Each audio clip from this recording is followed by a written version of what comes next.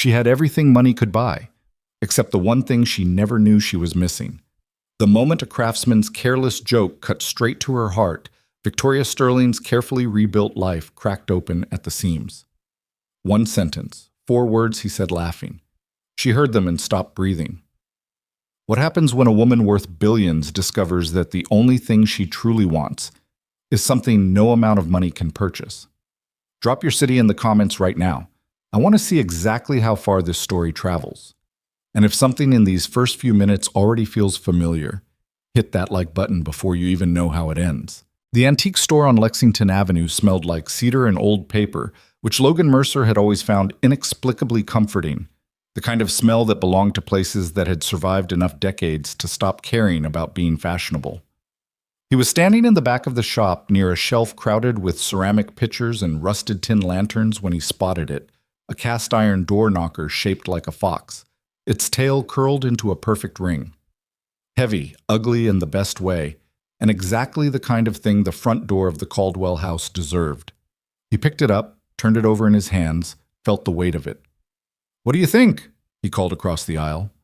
Victoria Sterling looked up from a display of pressed glass doorknobs she'd been examining with the focused attention most people reserved for quarterly reports. She had her reading glasses pushed up into her hair.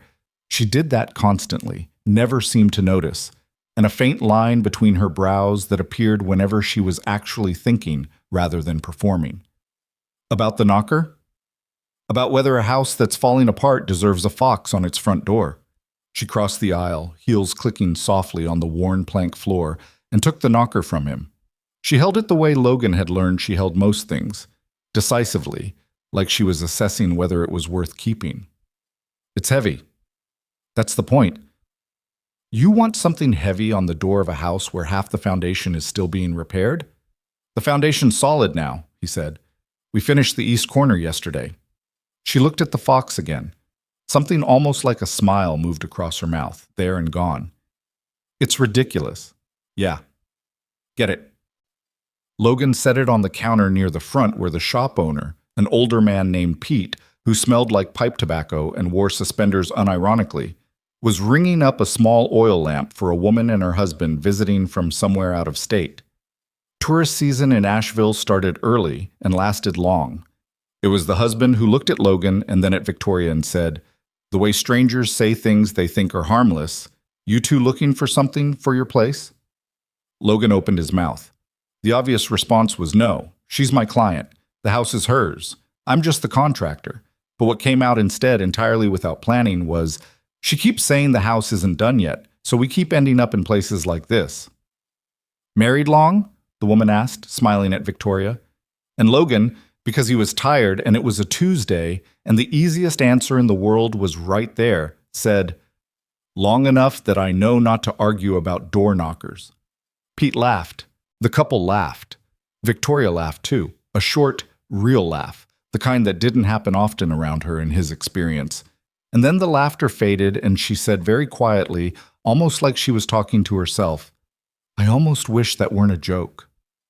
The shop went quiet in the particular way that rooms go quiet when something true gets said by accident. Logan looked at her. She was already looking away, attention turned toward a shelf of vintage drawer pulls, her posture perfectly composed, but her jaw was set in the way it set when she was working hard not to show something. Pete finished ringing up the lamp. The couple thanked him and left. Logan paid for the fox knocker and carried it out in a paper bag, and he and Victoria walked back to her Land Rover in the parking lot 2 blocks over without saying much, which was not entirely unusual. They'd had comfortable silences between them before, but this one was different. This one had something in it. He put the bag in his back seat. She started the car. She drove them back toward the house the way she always drove, efficiently and slightly too fast, and neither of them mentioned what she'd said. But Logan Mercer spent the whole 20-minute drive staring out the passenger window at the Blue Ridge foothills, thinking about those 8 words with the concentrated attention of a man who builds things for a living, and therefore understands down in his bones that you can tell a lot about a structure by the single moment it shifts. The Caldwell house sat at the end of a gravel drive off a 2-lane road 7 miles east of downtown Asheville, tucked into a hillside that the old-growth oaks had been slowly reclaiming since the 1940s. It It was a 1920s craftsman, 4 bedrooms, wraparound porch, a root cellar that flooded in spring, and a kitchen that had last been updated sometime during the Eisenhower administration. Beautiful bones, brutal condition. Victoria had bought it 8 months ago at an estate auction, cash, no inspection, which Logan had considered either brave or catastrophically impractical before he'd met her, and understood that for Victoria Sterling, those two things were often the same. She'd hired him through a referral from a friend of a friend, which was always how Logan got his better clients. Word of mouth was the only advertising he'd ever trusted. His company was small by design. Himself, 2 skilled carpenters named Ray and Deontay, and a subcontractor network he'd spent a decade building. They didn't do luxury flips, they didn't do fast. They did old houses that deserved to be saved, and they did it right. When he'd first walked through the Caldwell house, this was 9 months ago, before Victoria had even closed on the purchase, he'd spent an hour in there alone, just listening. That was something his mother had taught him. Old houses talk, she used to say. You have to be quiet enough to hear them. This one had plenty to say. The plaster walls told him about decades of shifting humidity. The floor joists told him about the weight of everyone who'd lived here. The kitchen ceiling, stained amber from years of wood smoke, told him the family who'd last lived here had eaten a lot of meals together in that room. He'd found a child's height markings carved into the doorframe of the smallest bedroom, pencil notches going up to about 4'6", with dates beside them, the last one from 1962. He'd taken a photo of that doorframe and sent it to Victoria with no caption. She'd replied, "Save that, whatever it costs." That was the first time he'd thought she might be someone worth knowing. The renovation had been going for 6 months now. Logan was there most weekdays, sometimes Saturdays. Victoria came out every few days, sometimes more often than that, and her visits had shifted over the months from focused walkthroughs, checking progress, asking questions, making decisions, to something less structured. She'd show up with 2 coffees, hand him one without asking how he liked it, because she'd learned by then, and they'd walk the house together. He'd tell her what had been done, what was coming, where they'd hit unexpected problems. She'd ask questions. Good questions, usually. The first time she'd sat down on the porch steps and just stayed there for an hour while he worked nearby, not talking, just existing in the same space, he'd thought it was a little strange. The second time, he'd understood. The house was somewhere she could breathe. That was the part of Victoria Sterling that the business press didn't write about, the part of her that needed quiet. He'd read a few of the articles about her, because you did that when you were working for someone. You looked them up. You learned the context. CEO of Sterling Property Group, one of the more successful mid-size commercial real estate development firms in the Southeast. Built it from a company her father had left borderline insolvent when he died 6 years ago. Rebuilt the whole thing over 3 years, paid off the debt, turned a profit in year 4. A profile in a business magazine 2 years ago had called her relentlessly disciplined, which Logan suspected was journalist speak for something more complicated. What the articles mentioned less often, because it was personal, and she kept it personal, the marriage.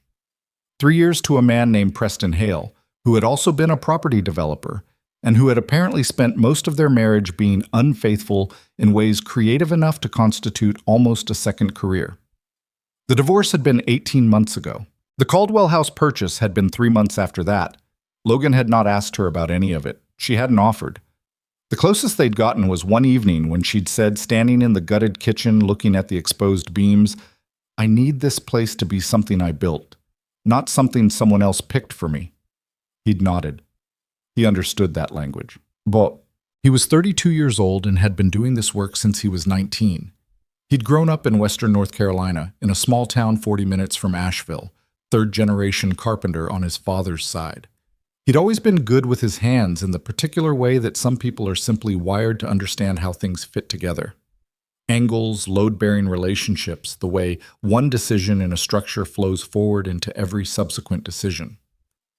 His high school shop teacher had once told him that he had spatial intelligence, like it was a clinical condition. Logan had mostly just thought of it as the ability to pay attention. He'd gone into the Army at 21, 2 tours overseas, came back at 25 with a hearing loss in his left ear, a mild and persistent difficulty with crowds, and a renewed appreciation for work that he could see and touch when it was done. He'd started his own company at 27, right around the time everything else in his life was getting complicated. Ellie's mother, Sarah, had not been cruel. That was the thing Logan always wanted to make clear in his own mind, because it felt important not to let the story calcify into something simple. She hadn't been cruel. She had been young and scared and honest, eventually, about the fact that she didn't want the life she'd ended up in. She'd left when Ellie was 2, moved to Portland for reasons that had started as professional and become personal. And Logan had spent the following months understanding that what he'd thought was a marriage was something both of them had been maintaining out of inertia and the specific terror of admitting failure. She called Ellie on birthdays, sometimes more. Ellie, at 8, had constructed a relationship with her mother from those calls that was careful and fond in a contained way. She didn't talk about it much, which Logan sometimes worried about, and mostly chose to respect. What Ellie talked about, what she was full of constantly, was everything else. She was an 8-year-old who treated the entire world as a problem she was solving. She drew maps of things. She cataloged her rock collection in a notebook with handwritten descriptions. She had recently developed a fascination with wood carving after watching Logan work, and had been practicing on small pieces of scrap timber with a beginner's set of chisels he'd gotten her for Christmas. She came to the Caldwell house on Saturdays sometimes, when Logan needed to work and couldn't arrange other coverage, and she would occupy herself in whatever space was safe. She'd taken to sitting on the porch with her carving and her notebook, and she'd taken to Victoria with the uncomplicated directness that children reserve for people they've decided are trustworthy. The first time Ellie had met Victoria had been on a Saturday 6 weeks into the job. Victoria had arrived with coffees and found Ellie cross-legged on the porch, very seriously carving a crooked bird out of a chunk of pine. Victoria had sat down on the steps and said, "What's his name?" Ellie had looked at the bird critically. "I'm not sure he has one yet. He's still becoming something." "That's fair," Victoria had said. "Some things need to finish before you know what they are." Ellie had glanced up at her. "Do you have something that's still becoming?" Victoria had been quiet for a moment. "Yeah," she'd said, "I do." Logan had been standing in the doorway watching that exchange and had felt something in his chest do a complicated thing he hadn't paid much attention to at the time. After the antique store, things were different in a way Logan could feel but couldn't precisely describe. It wasn't that they stopped talking. If anything, they talked more easily than before, which seemed counterintuitive, like the accidental confession had cleared something from the air, some pretense they'd both been maintaining, and left behind just the two of them, which was less complicated and more complicated at the same time. He noticed things more, or stopped pretending he wasn't noticing them. The way she held her coffee cup with both hands, even when it wasn't cold. The fact that she'd started leaving a pair of work boots in the mudroom of the house, practical ones, because she'd realized weeks ago that heels on plaster dust were a bad idea, and she kept forgetting to bring different shoes. The way she'd started referring to decisions about the house in plural, "We should do the porch boards in the original width," not, "I want the porch boards." He noticed that she came to the house more often. He noticed, too, that when she left, the house felt different. He didn't say anything about any of this. He was not a man who talked about things he hadn't worked out yet, and this was something he was nowhere near working out. She was his client. She was a billionaire. She was a woman still raw from a marriage that had cost her more than money. And he was a single father with a small company, a rented house, and a past he'd been quietly managing for years. Those were not problems to be dismissed. He was not in the habit of dismissing problems. But the words she'd said in the antique store sat with him like a splinter, present, slightly uncomfortable, refusing to be forgotten. "I almost wish that weren't a joke." Polk. It was a Wednesday evening, 3 days after the antique store, and Logan was working late on the library's window trim because the custom-milled casings had finally arrived, and he wanted to start the install before the wood adjusted to the humidity any further. Ray and Deontay had gone home at 5. Logan stayed. He was halfway through the second window when he heard a car in the drive. Victoria came in through the front. The new front door was hung now, solid mahogany with the fox knocker, centered at chest height. And she stopped in the doorway of the library and looked at him for a moment before saying anything. "You're still here." Window trim came in. She looked at the work he'd done. She had a good eye, had developed it over the months, and she could see when something was right or off in a way that clients often couldn't. She looked at the corner joint on the first window for a long moment. "That's a tight fit," she said. "Had to take about a 16th off the miter. The corner wasn't quite square." "Is that a problem?" "Not anymore." She sat down on the floor, which she did sometimes, just sat wherever was convenient, and leaned her back against the bookshelf that was still wrapped in moving blankets against the far wall. She had her work bag with her, and she pulled out her laptop and opened it, and Logan understood that she was going to stay for a while and work, which had happened before. They worked in parallel for about an hour. Logan on the windows, Victoria on whatever Victoria worked on at 8 o'clock on a Wednesday night. The only sounds were the tools and the occasional soft keyboard clicks, and once, briefly, the sound of something in the back of the house settling. Eventually she said, without looking up, "I've been thinking about what I said in the shop." Logan set down the coping saw, looked at her. "You don't have to." "I know I don't have to." She still wasn't looking at him. "I'm saying it anyway because not saying it is making me feel like an idiot." He waited. She closed the laptop, finally looked at him, and her expression was the same one she'd had when she'd picked up the Fox knocker. Assessing. Honest. "I've been very careful," she said, "for a year and a half, about what I let myself want. Very deliberate, very controlled.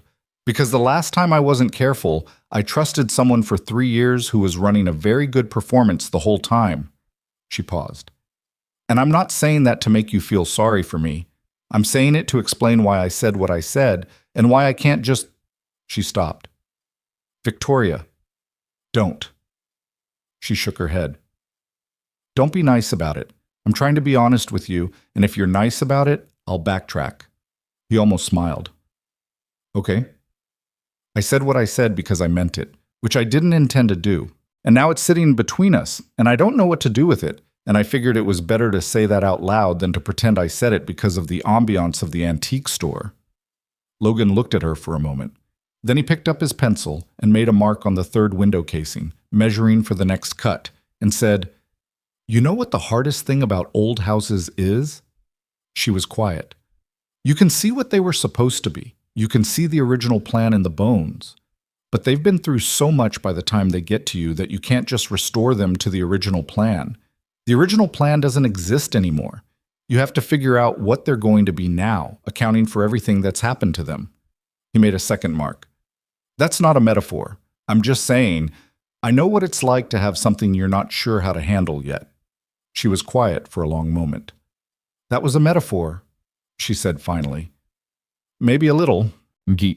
Something released in her expression. Not quite a smile, but the thing that comes just before one. "Okay," she said. "Okay," he agreed. She opened her laptop again. He picked up the saw.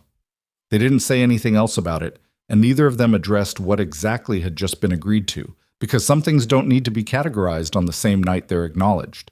But the splinter was still there, only now it was something both of them knew about, which made it different. The gossip piece ran on a Thursday morning. Logan found out about it when Ray came in holding his phone with an expression like he'd seen something he wasn't sure how to present, and said, "Hey, did you know you're in an article?" The site was called Asheville Social Scene, which was the kind of local celebrity gossip operation that ran blurry photos of restaurant openings and property records and called it journalism. The headline was, "Sterling's Mystery Renovator, Billionaire CEO's Frequent Companion Spotted." There were 2 photos. One was grainy, taken from across the street, of Logan and Victoria walking out of the antique store. The other was clearer, taken from the road with a long lens, of the 2 of them on the porch of the Caldwell house the previous Saturday, standing close, looking at something on Logan's phone. It had been a photo of a paint color. They'd been looking at a paint color. But in the photo, it looked like something else entirely. The article was about 400 words of speculation dressed up as observation, deploying phrases like close companions, an intimate setting, and raising questions about whether Victoria Sterling, who was described extensively and not inaccurately as a high-profile businesswoman still navigating life after a very public divorce, had moved on with her contractor. Logan read it in the cab of his truck, then put the phone down on the passenger seat. He thought about calling her.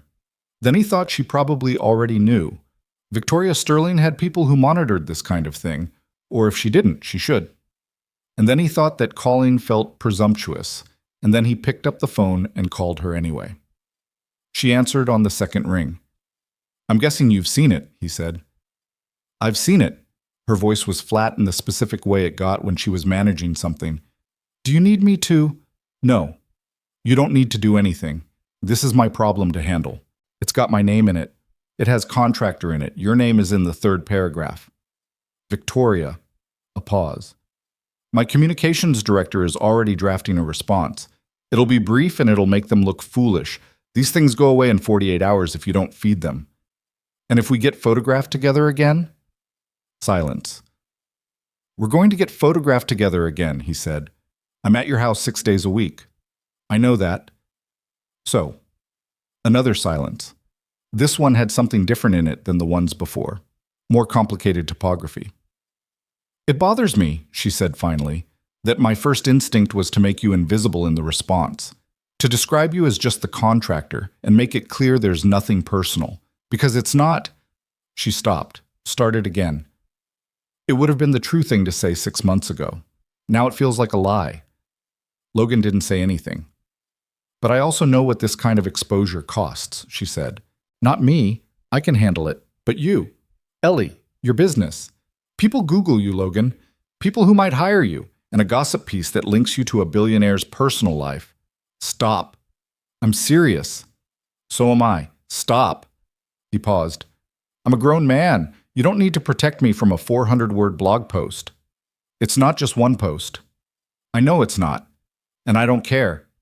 A very long pause. "Why not?" she asked. And Logan sat in his truck in the driveway of the Caldwell house and looked at the front door with the fox knocker on it.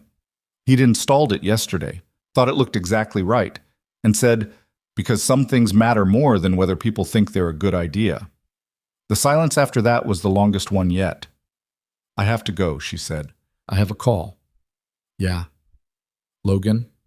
"Yeah." "Thank you." She said it like she meant about 15 different things by it. "For the door knocker, too. My communications director sent me a photo from the curb this morning. She said it looks distinguished." "Tell her thank you." "I will." She hung up. Logan sat in the truck for another minute, then got out and went to work.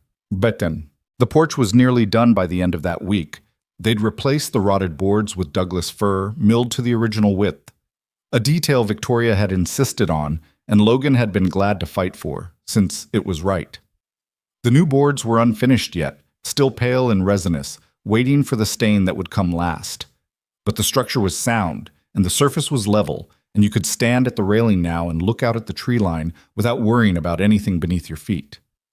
Ellie had claimed the porch as her workspace on Saturdays. She'd moved her carving operation there, setting up a small wooden stool Logan had made for her years ago, and she worked on her bird with a focused intensity that he recognized from his own reflection. The bird was becoming something, not fast, not smooth, but recognizably something. It had wings now that curled toward the body in a way that actually resembled a bird at rest. Victoria had come out that Saturday around noon with sandwiches from a deli downtown, an increasingly common occurrence, and she'd sat on the steps across from Ellie, and they'd eaten together while Logan worked inside on the library trim. He could hear them through the open window. "What kind of bird is he going to be?" Victoria asked. "I think he's going to be a wren," Ellie said. "But maybe he might be something else. My dad says you can't always decide at the beginning what something will be. He says sometimes you find out partway through." "Your dad's right about that." "Do you carve things?" "No, I build things, but different kinds of things. Buildings, projects." "That's like what my dad does." "A little bit. Your dad's better at it than I am." "He's really good," Ellie agreed, with the uncomplicated pride of a child who hasn't yet learned to hedge compliments. "He fixed our kitchen sink last year, and it actually stayed fixed. He says most fixes don't actually fix things, they just move the problem somewhere else. He says a real fix goes to where the thing is actually broken." A pause. "He sounds like he thinks a lot," Victoria said. "He thinks too much sometimes. He says that himself. He lies awake." A pause. Do you lie awake? A beat. Then Victoria said, Yeah, more than I'd like. What do you think about? Another pause. Things I'm trying to figure out how to build. What kind of things? Logan, standing very still at the window, heard Victoria say, The kind that don't come with blueprints. Ellie considered this. Dad says those are the hardest kind, but also the most important. Yeah, Victoria said. I think that's right. Logan moved away from the window and went back to the trim, and he thought about his daughter, 8 years old, still becoming like the bird she was carving, and he thought about blueprints and the absence of them and what it meant to start building something when you didn't know yet what it was going to be. He thought about the fox on the door. He thought about 8 words said in a cedar-smelling shop on a Tuesday afternoon. Outside on the porch, his daughter was carving something into shape, one cut at a time. Patient, getting it wrong sometimes and correcting, not knowing what it would be yet, but trusting the process enough to keep going. He understood that impulse completely. The gossip piece died in 48 hours, exactly as Victoria had predicted. Her communications director released a 3-sentence statement that managed to be simultaneously dismissive, factually airtight, and mildly condescending toward the publication in question. And by Friday, the story had been buried under a zoning dispute downtown and a local chef's appearance on a cable cooking competition. Logan saw his name mentioned in 2 follow-up comments on the original post, neither of them particularly interesting, and then it was over. Except it wasn't over because the thing the article had pointed at was still there, unchanged, accumulating weight the way water accumulates behind a dam, quietly, with no visible drama, and with significant implications for what comes next. Logan kept going to the house, Victoria kept coming, Ellie kept carving on the porch, and somewhere in the ordinary rhythm of that, the coffees, the Saturday lunches, the evenings when Victoria stayed later than she'd probably planned, something was being built that none of them had formally agreed to build.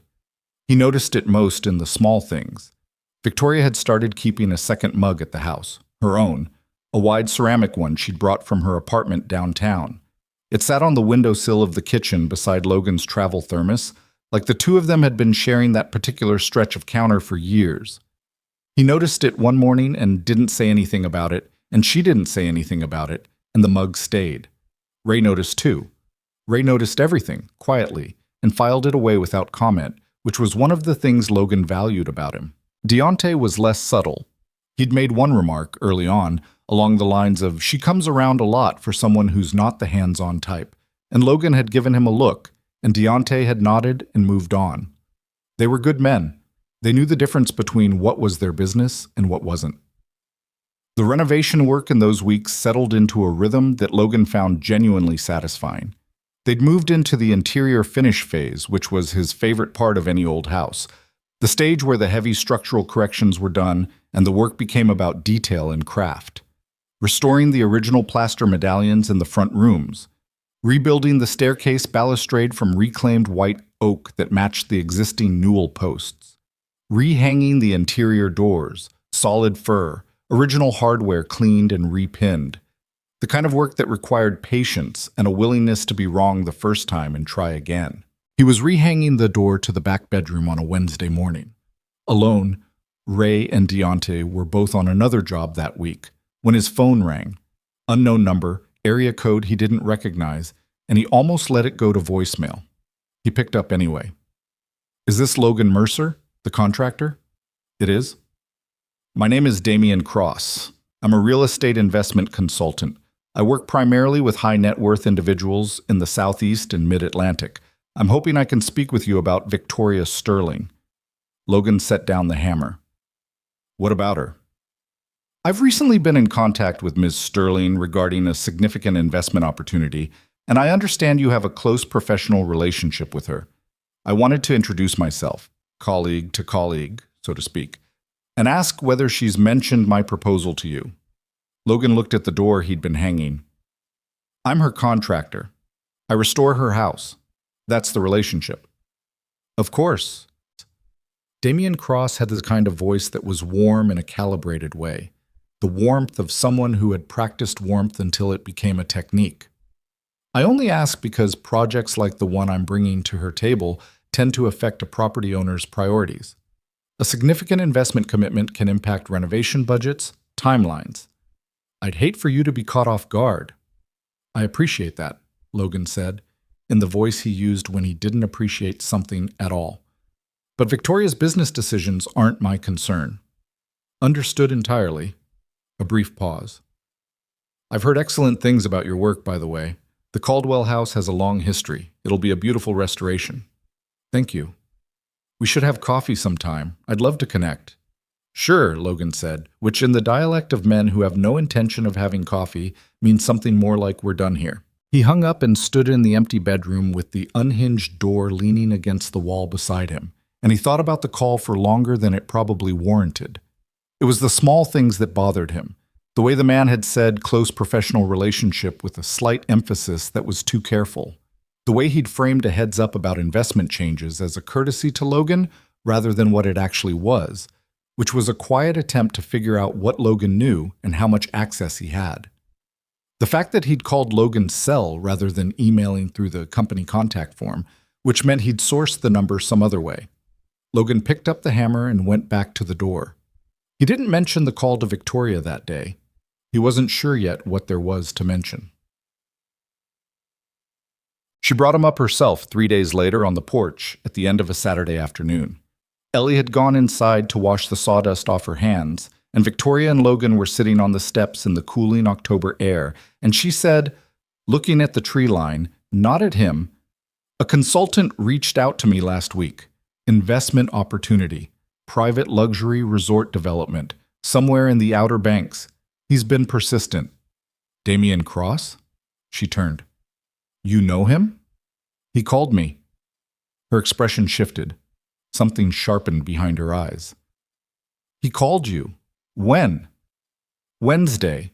Said he was introducing himself, asked if you'd mentioned his proposal. Victoria was quiet for a moment. The sharpened look didn't leave. He didn't tell me he'd contacted you. No, I wouldn't think he would. She turned back to the tree line. The evening light was doing something complicated in the oaks. That particular autumn quality where everything seems slightly more vivid than it should, like the season is showing off before it ends. The proposal is legitimate on its face, she said, or appears to be. He has a full prospectus, project documents, site surveys. The numbers are aggressive but not absurd. It would be a significant commitment. He's talking about a $12 million anchor investment from a small group of primary backers. That's a lot of money. It's not the money that concerns me. It's... She stopped, chose her words carefully, which meant she'd been thinking about this for a while. He's very good at the presentation, at making you feel like you've been specifically selected, like this opportunity was built around you, which is how it's supposed to feel, Logan said. Yes. She paused. I've been in business long enough to know that the deals that feel personally tailored are usually the ones that aren't, but I can't find anything wrong with the paperwork. Have you had your legal team review it? I have a meeting scheduled for Tuesday. She looked at him. Why did he call you? Logan thought about it. I think he was trying to figure out how much I know, how close we are, whether you talk to me about your business. She held his gaze. Do I? Sometimes. A beat. What did you tell him? That I'm your contractor. She nodded slowly. That's the correct answer. I know. The word sat between them for a moment. Correct. Both of them aware that it was accurate and insufficient at the same time. From inside the house, they heard Ellie asking, to no one in particular, whether there were any more of the crackers from lunch. Then the sound of cabinet doors. I'll look into him, Victoria said finally, quietly, before Tuesday. Okay. She stood, brushed dried oak leaves off the back of her jeans and said, Thank you for telling me. You'd have figured it out. Probably, but it would have taken longer. She looked at him in the particular way she'd been looking at him lately. Direct, unhurried, carrying more weight than a simple look should be able to hold. I'm not used to people being on my side for no reason. There are reasons. She almost said something. Then Ellie appeared in the doorway holding a sleeve of crackers in triumph, and the moment closed, and Victoria laughed at something Ellie said about crackers belonging in the kitchen and not in the toolbox, which was fair criticism of something Logan had done the week before.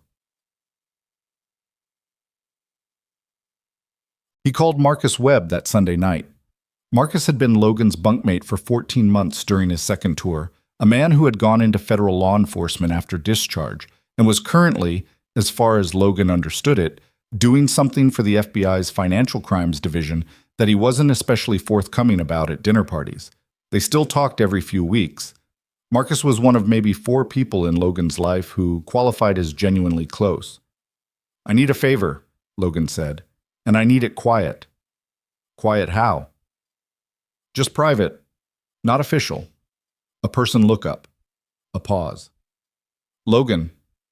His name's Damian Cross, investment consultant, operates in the Southeast, says he works with high net worth individuals. He approached someone I know about a $12 million luxury resort investment and then called me separately to pump me for information about her. Marcus was quiet for a moment. "She a client?" "Yes." "Just a client?" Marcus, just checking the parameters." "She's someone I care about," Logan said, which was the first time he'd said it in exactly those words to anyone, including himself. "And something about this guy is wrong.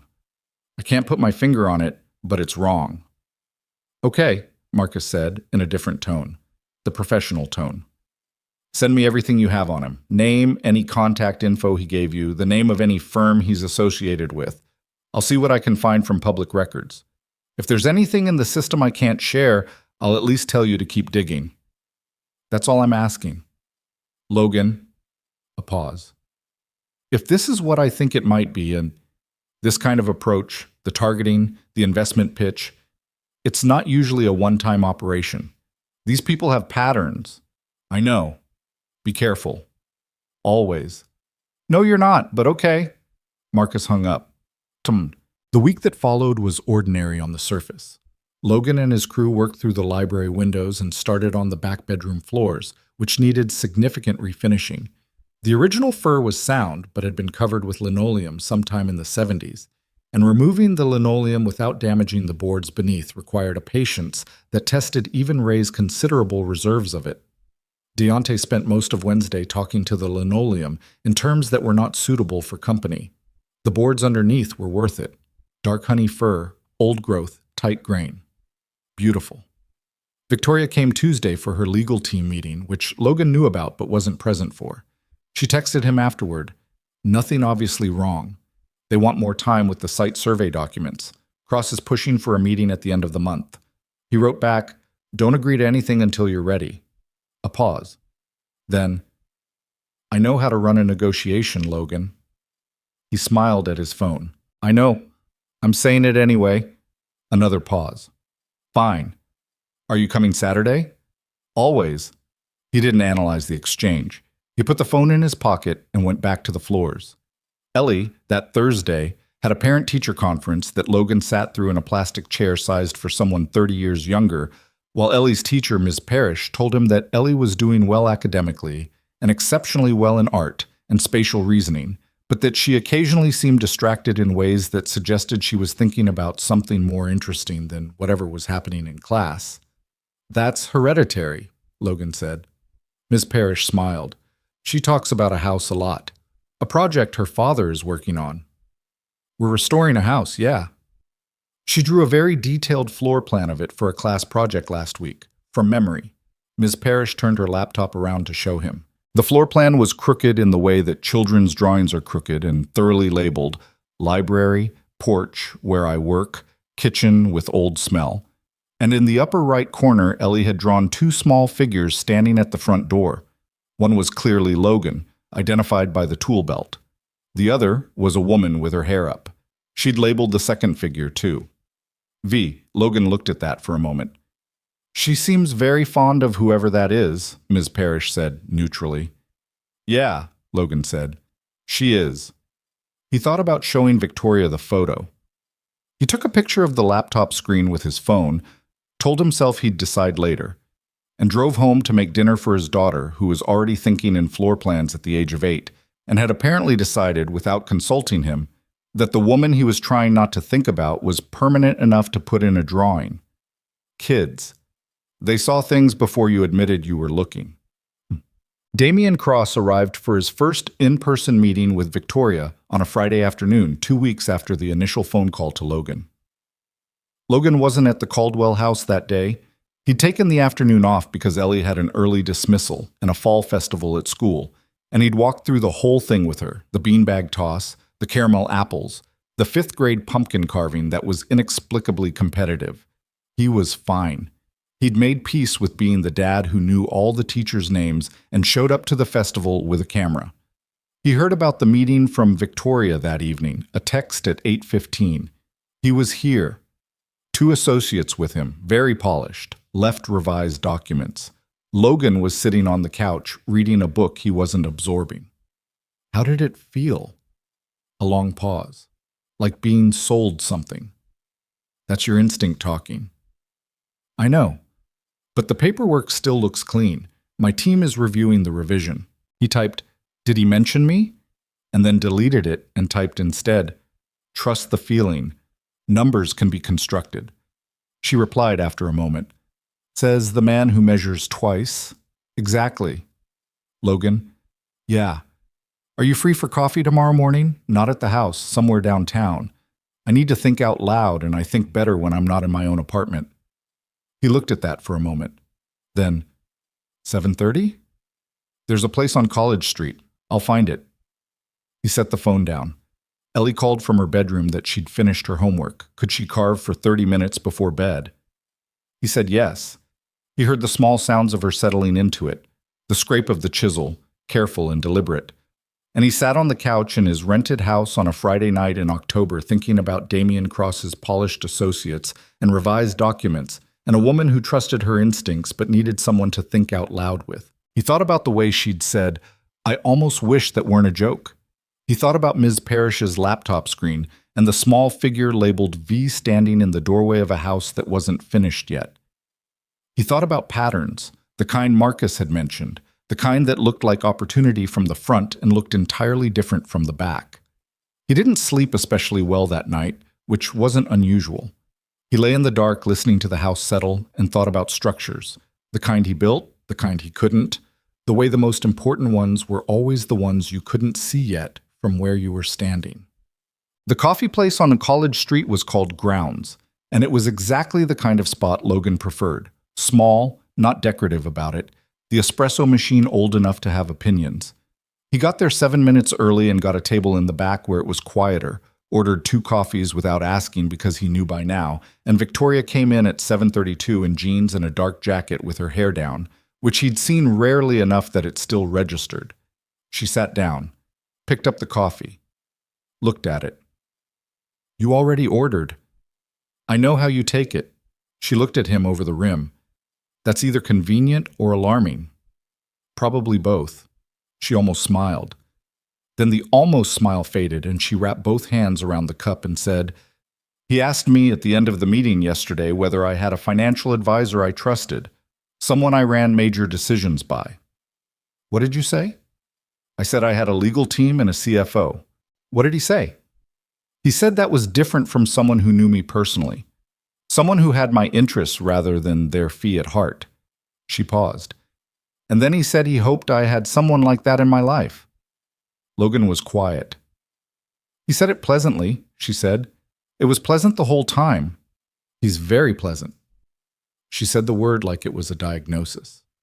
But what he was doing was asking me if there was anyone who might push back, anyone whose opinion I'd weight over the documents. He was checking for obstacles. "Yes."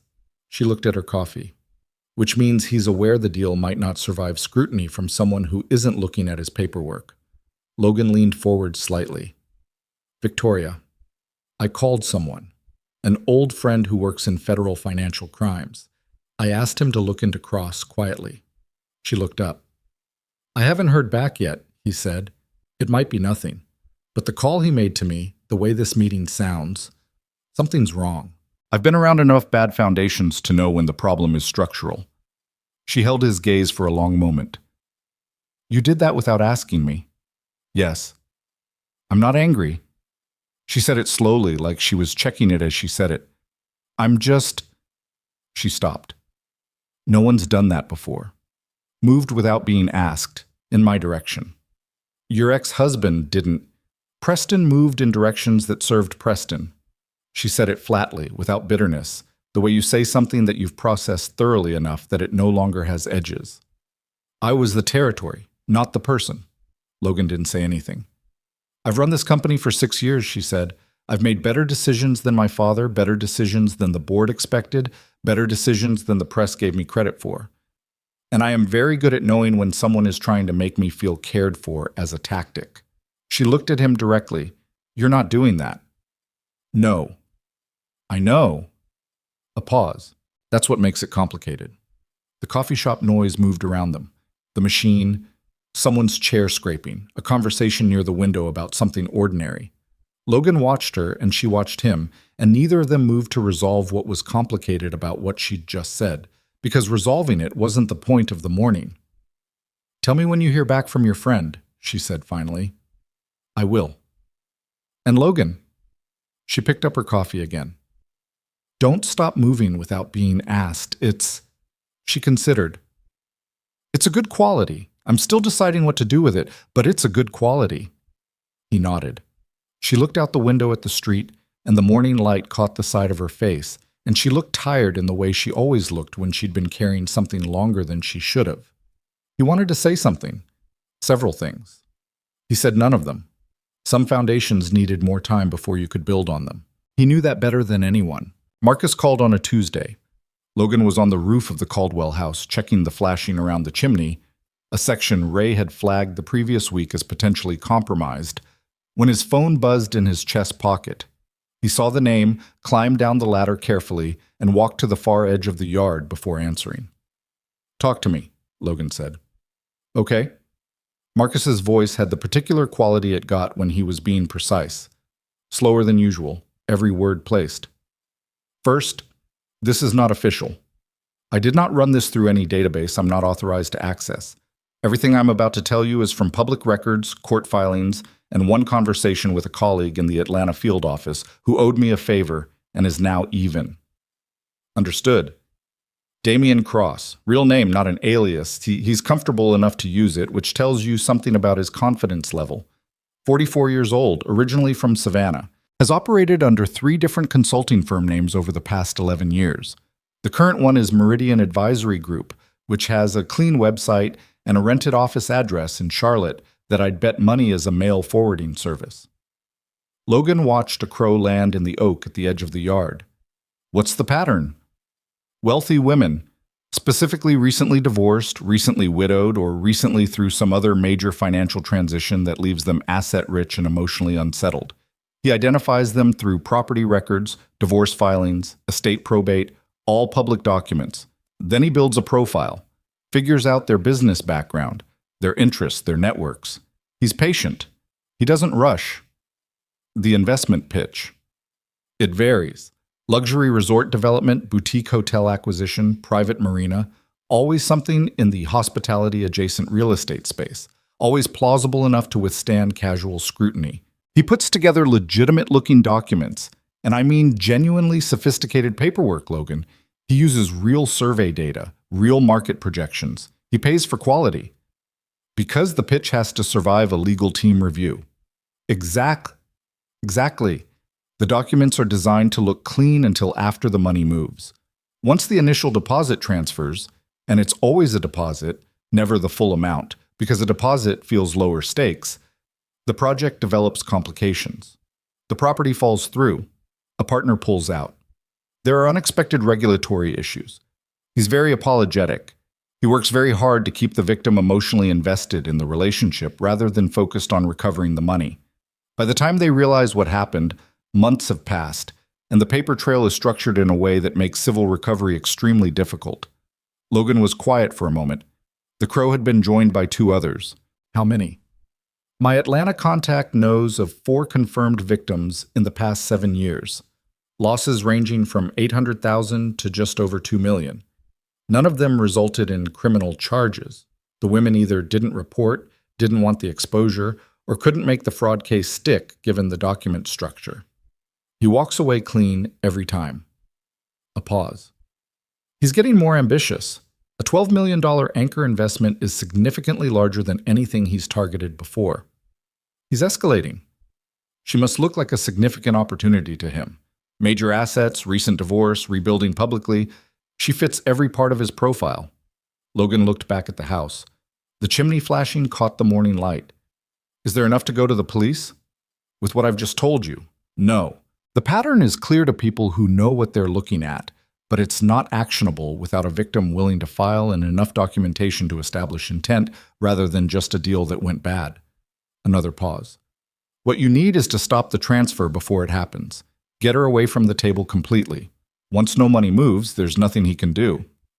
She has a meeting at the end of the month. He's been pushing her to sign documents and transfer a deposit. Then you have maybe 2 weeks. Does she trust you? Yes. Completely? I'm working on it. Marcus made a sound that wasn't quite a laugh. Logan, I need you to hear me clearly. This man is very good at reading people and very good at managing them. If he senses that she's pulling back because of outside influence, he will adapt. He will work to isolate the outside influence. That means he will come at you again, and this time it won't be a friendly phone call. I know. Be careful. But you said that last time. I meant it last time, too. Logan hung up, stood in the yard for another minute. The crows watched him from the oak tree with the judgmental patience that crows excel at, and he looked back at the house. His work, her house, the thing they'd been building together for months, and felt something cold and resolved settle into his chest. He called Victoria. She answered on the third ring, slightly distracted. I'm in a meeting in 20 minutes. I know, I'll be quick. He paused. I heard from my contact. It's bad, Victoria. Cross has done this before, multiple times, to women who fit your profile exactly. He's careful, he's sophisticated, and he has never been charged because his paperwork is designed to make fraud cases difficult to prosecute. Silence on her end. I have details, Logan said. I want to go through them with you in person. Tonight, if you can. A pause. How bad? Bad enough that I don't want you anywhere near that end-of-month meeting. Another silence, longer. He could hear her breathing, hear the particular quality of her processing. Not panicking, not dismissing, just absorbing. Come to the house tonight, she said. 7. I'll be there. She hung up. Logan stood in the yard a moment longer, then went back to the ladder and climbed up to finish checking the chimney flashing, because the roof still needed doing and falling apart wasn't a luxury the day allowed. He arrived at the Caldwell house at 6:55 with a folder of notes he'd written out after the call. Marcus's information organized as clearly as he could manage, the pattern laid out, dates and amounts from what Marcus had described. He wasn't a lawyer, he wasn't an investigator, but he could organize information, and organization was what she'd need to see. Victoria opened the front door before he reached the porch steps. She'd changed from whatever she'd worn to her meetings into something simpler. Dark pants, a gray sweater. And she had the look she got when she'd already been thinking hard about something for several hours. Come in, she said. I made coffee. I also made eggs because I hadn't eaten since noon and I assumed you hadn't either. I had a sandwich at 2. Then you can watch me eat eggs. She turned and went toward the kitchen. Logan followed. The kitchen was still mid-renovation. New cabinets were in, but the countertops hadn't been installed yet, so there was a section of plywood over the base cabinets that was serving as a working surface, and Victoria had apparently decided this was functional enough. There was a pan on the camp stove they kept in the room for exactly this kind of situation, and the smell of butter and onion was doing something generous for the air in the half-finished kitchen. He sat on a 5-gallon bucket, the closest thing to a chair in the room, and opened the folder. He went through everything Marcus had told him, methodically, without editorializing too much, because she didn't need his commentary. She needed the information. She ate and listened. She asked 2 questions, one about the document structure and one about the timeline of the previous victims, both of which were precise questions that cut to exactly the right places. When he finished, she was quiet for a while. 4 women, she said. At minimum. Those are the ones Marcus's contact knows of. And none of them reported. No. She set down her fork, looked at the plywood countertop. I almost understand that, the exposure.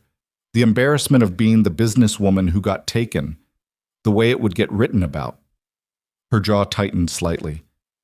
I almost understand it, which makes me angry. You haven't been taken.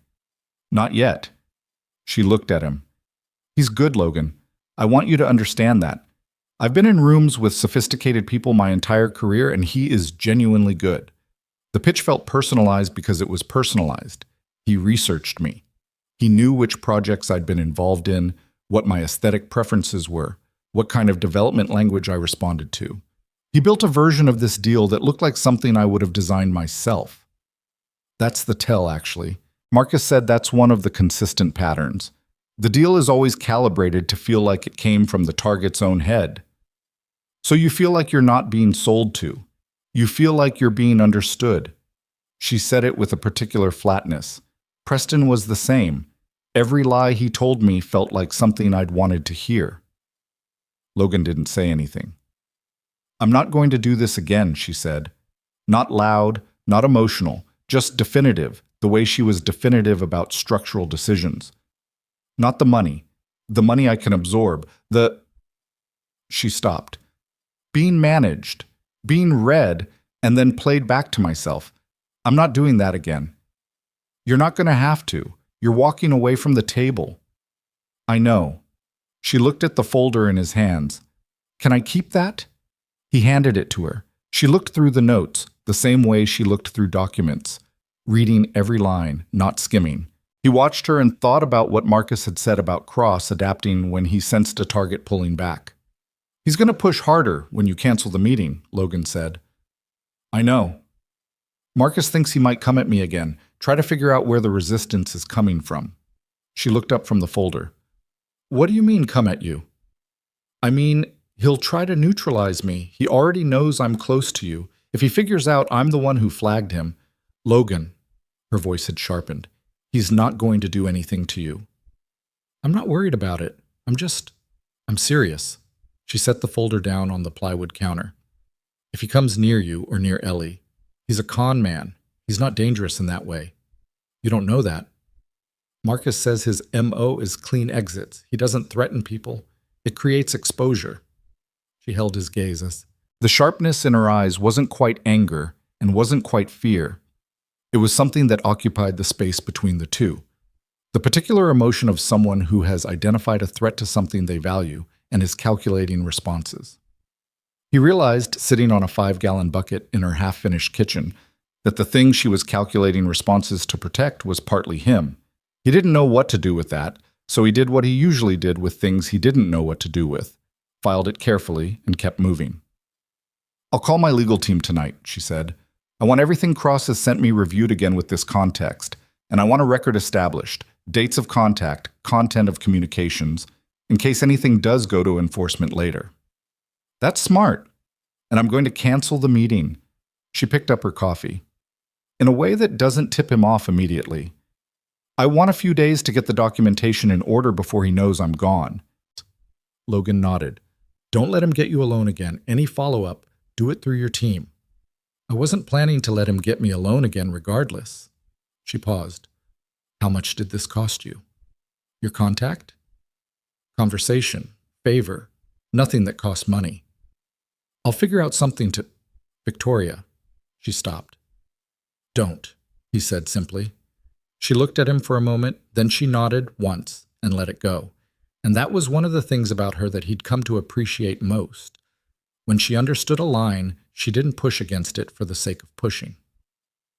The weeks between that conversation and the end of the month were the tightest of the renovation. Logan felt it in the way he felt structural tension in old buildings, not dramatically, not with obvious signs, but as a constant low-level awareness that something was under load. He kept his head down and worked.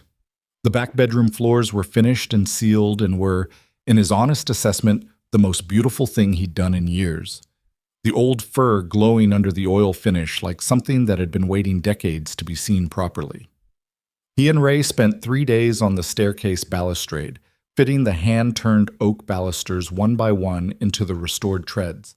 And when they stood back and looked at it at the end of the 3rd day, Ray said nothing for a moment and then said, "Man," which from Ray was effusive. Deontay started the kitchen countertops, honed soapstone, gray-green, exactly right for the age of the house, and the room finally started to look like the place it had always been trying to be.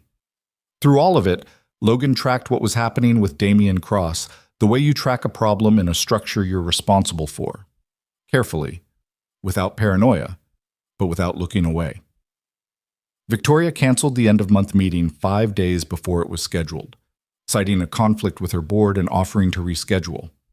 Cross's response, forwarded to Logan by Victoria with no caption, was 3 paragraphs of warm regret and gentle urgency. He mentioned other interested investors, discussed how these windows had a way of closing, and it was smooth enough that Logan read it twice to make sure he was reading what he thought he was reading. He was. "He's applying pressure," Logan texted her. "I know. I've seen this negotiating tactic in commercial deals. It's usually a signal that the other party needs you more than they're showing." Exactly. He rescheduled for 2 weeks out. I agreed to keep him from getting suspicious. My team is documenting everything.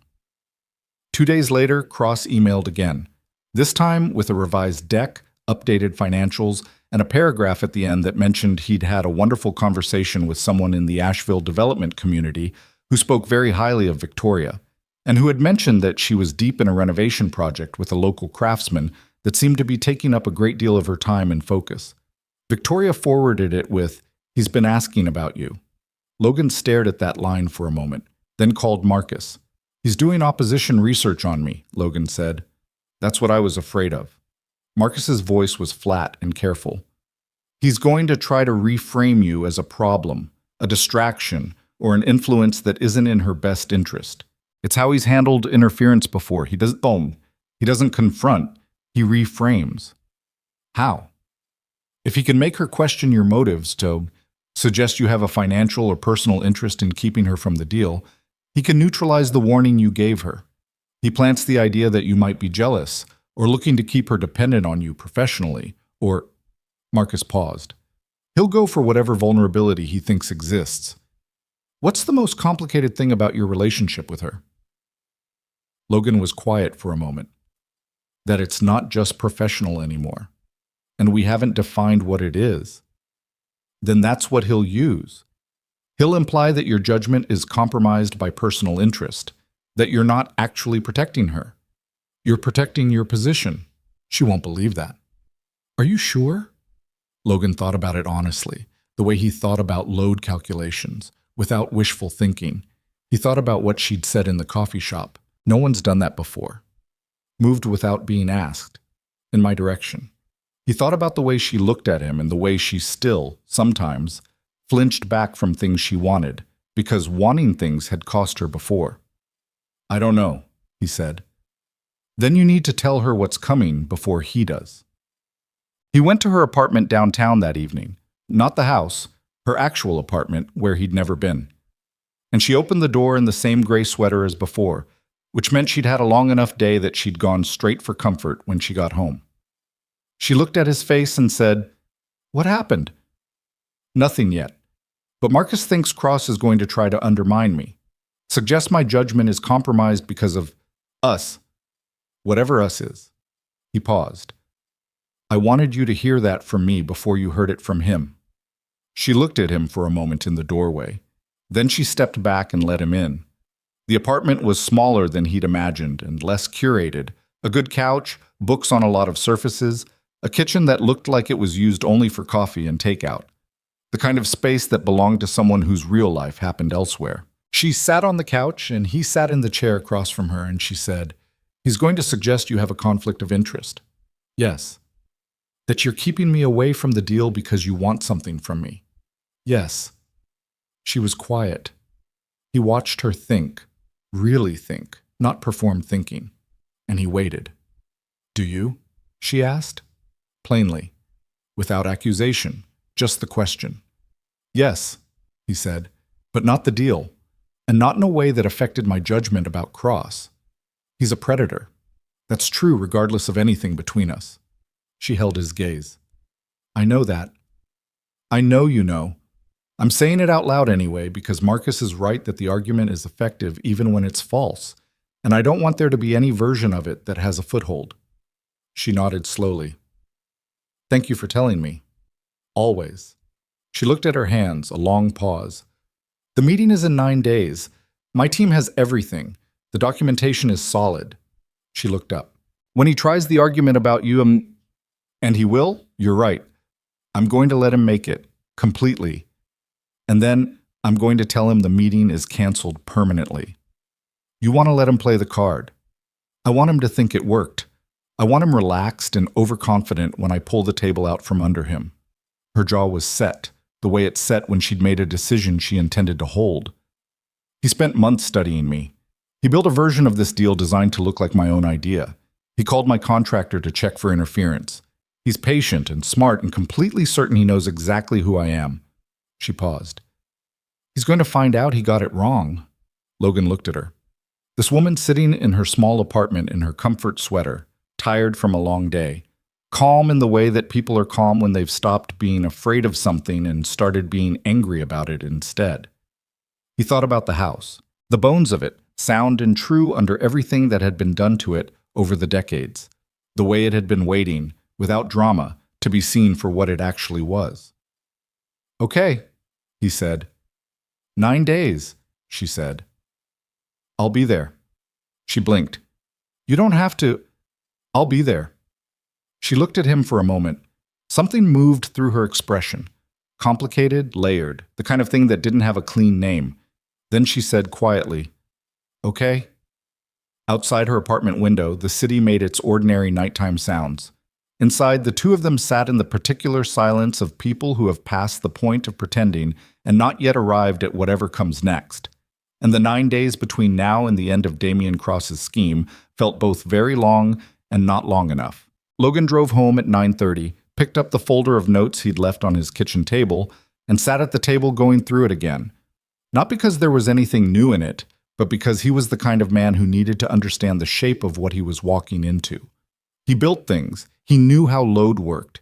He knew that the moment before something gives way is usually the quietest moment, the one where everything looks almost fine. Almost. He went to bed at 11 and lay in the dark and thought about 9 days and an 8-year-old girl's drawing with a small figure labeled V in the doorway, and the way a woman looked when she stopped running from something and turned around to face it. He thought about what it meant to be someone's person in the way that actually mattered. Not the easy version, not when it was pleasant and uncomplicated, but the version where you showed up 9 days before something hard and said, I'll be there, and meant it without reservation. He meant it without reservation. That, more than anything he'd said out loud, was the thing he was most certain of. The 9 days passed. The way difficult waiting always passes. Not slowly, exactly, but with a heightened texture to everything, each ordinary moment carrying a little more weight than it should. Logan worked. That was what he did when things were unresolved and outside his control.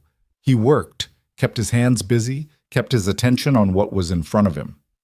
The kitchen countertops went in on day 3, and watching Deontay set the final piece of soapstone into place was the kind of satisfaction that no amount of psychological complexity could diminish.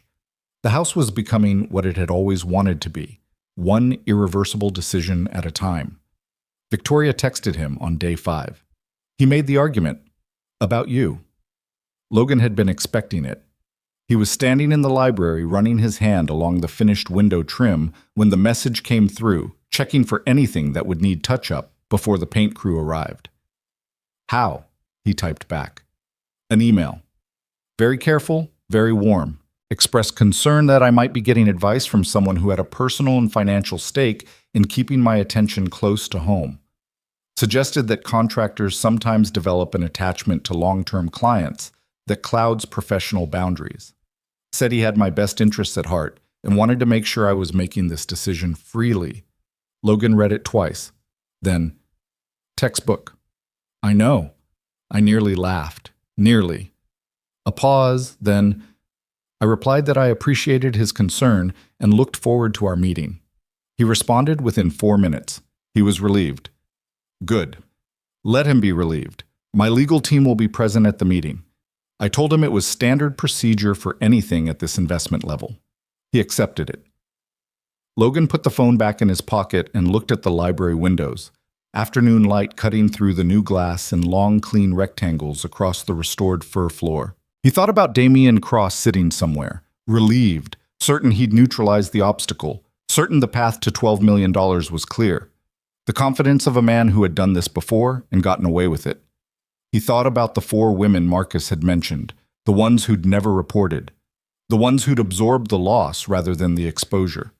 He hoped, in some practical and unglamorous way, that what was going to happen in 4 days would eventually matter to them, even if they never knew it had happened. On day 7, something else happened that Logan hadn't anticipated. He was going through a box of materials he'd pulled from the root cellar early in the renovation. Old fixtures, a few pieces of decorative hardware, some papers that had been in a deteriorating cardboard box wedged behind a shelving unit. He'd inventoried the box months ago and set it aside, meaning to go through it properly when he had a quiet hour. That hour kept not arriving, and now with the renovation entering its final phase and the root cellar being prepped for waterproofing, he finally sat down with the box on a Saturday morning while Ray and Deontay were both off. Most of it was what he'd expected. Old hardware catalogs from the 1950s, a hand-drawn site plan of the property that predated the current survey by several decades, a few glass doorknobs that matched nothing currently in the house. Then, near the bottom, in a manila envelope that had gone soft with age, he found a bundle of photographs held together with a rubber band that had long since lost its elasticity and simply lay there, a collapsed ring. He set the rubber band aside carefully and looked at the photographs. They were from the late 1970s or early 1980s. The color had gone warm and faded in that way that photographs from that era do, everything looking slightly like late afternoon even when it wasn't. Most of them were of the house itself, exterior shots, a few of the interior rooms, the kind of documentation someone might make when they'd bought a property and wanted to record its condition. But 3 of them were different. 3 were candid. 2 women, both young, late 20s, maybe early 30s, standing in different parts of the property. One was taken on the porch, the 2 women side by side, both laughing at something outside the frame. Another was in what was now the library, the 2 of them bent over a table covered in papers that might have been drawings or plans. The third was out front, near the road, and they were facing each other with the body language of people in the middle of a serious conversation. Logan looked at the photos for a long time. Then he turned them over. On the back of the porch photo, in faded pencil, someone had written, Rose and Clara. First visit, October 1981. He sat very still. His mother's name had been Rose. Rose Mercer, née Holloway. She'd grown up in western North Carolina, moved briefly to Asheville in her late 20s before circumstances had pulled her home, back to the small town where she'd eventually married his father and where Logan had grown up. She'd died when Logan was 23, cancer, and the particular shape of that loss was still something he carried quietly in the way you carry things that don't have resolution. He didn't know anyone named Clara. He turned the library photo over. The Caldwell plan, R&C, spring 1982. He turned the third one over. Nothing on the back. He sat in the kitchen of the Caldwell house with 3 faded photographs and the particular feeling of a man who has pulled back a wall expecting insulation and found something structural that changes the geometry of everything. He didn't call Victoria immediately. He sat with it first because that was how he processed things. He needed to hold information before he shared it, understand its shape, figure out what it actually meant before he said it out loud and made it real in someone else's understanding. What he could piece together from the photographs and the notation on the back of the library photo. 2 women, his mother among them, had been involved in something related to this house in the early 1980s. A plan of some kind. The Caldwell plan. The house had been owned throughout that period by the Caldwell family, according to the property history he'd researched when he first took the job. It had stayed in the family until the estate auction 4 years ago. So whatever Rose and Clara had been doing here, it had been in relation to the Caldwell family's property. The name Clara nagged at him. He called his Aunt Bev that afternoon, so it's his mother's younger sister, the family archivist by temperament and necessity, the person who kept photographs and letters and could tell you with impressive accuracy the name of anyone who had passed through the family's orbit in the past 5 decades. Rose had a business partner, Bev said, without much hesitation, when Logan described what he'd found. Before she came back home, when she was living in Asheville. Clara somebody. They had some kind of plan together. Hospitality, I think. Bed and breakfast, or something bigger. I was young and didn't pay much attention. And then something happened. Rose never talked about it much. Clara's family had money troubles, or there was a falling out. I don't know the whole story. Rose came back home and never mentioned the Asheville plan again. It was one of those things that was sad, but you didn't ask about. A pause. Why? I found photographs, Logan said, at the property I'm working on. They were here, Rose and Clara, in this house. Silence. Bev, what was Clara's last name? Oh, Lord, it was... A pause. Something formal sounding. Sterling? No, wait. Another pause. Yes, Sterling. Clara Sterling. The word landed on Logan like a falling beam.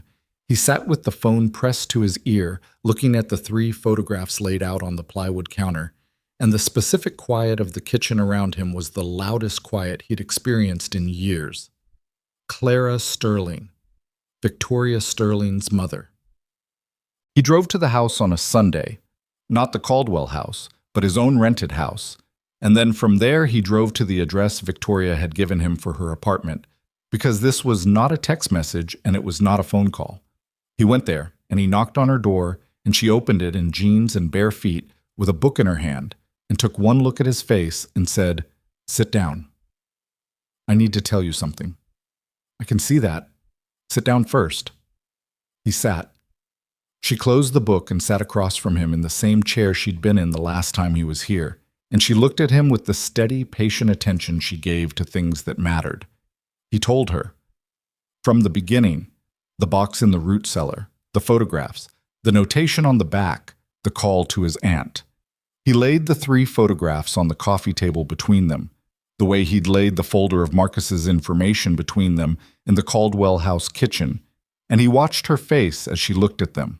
She picked up the porch photo first, held it close. Her face did something complicated and quiet that he gave her space to have. "That's her," she said. It wasn't a question.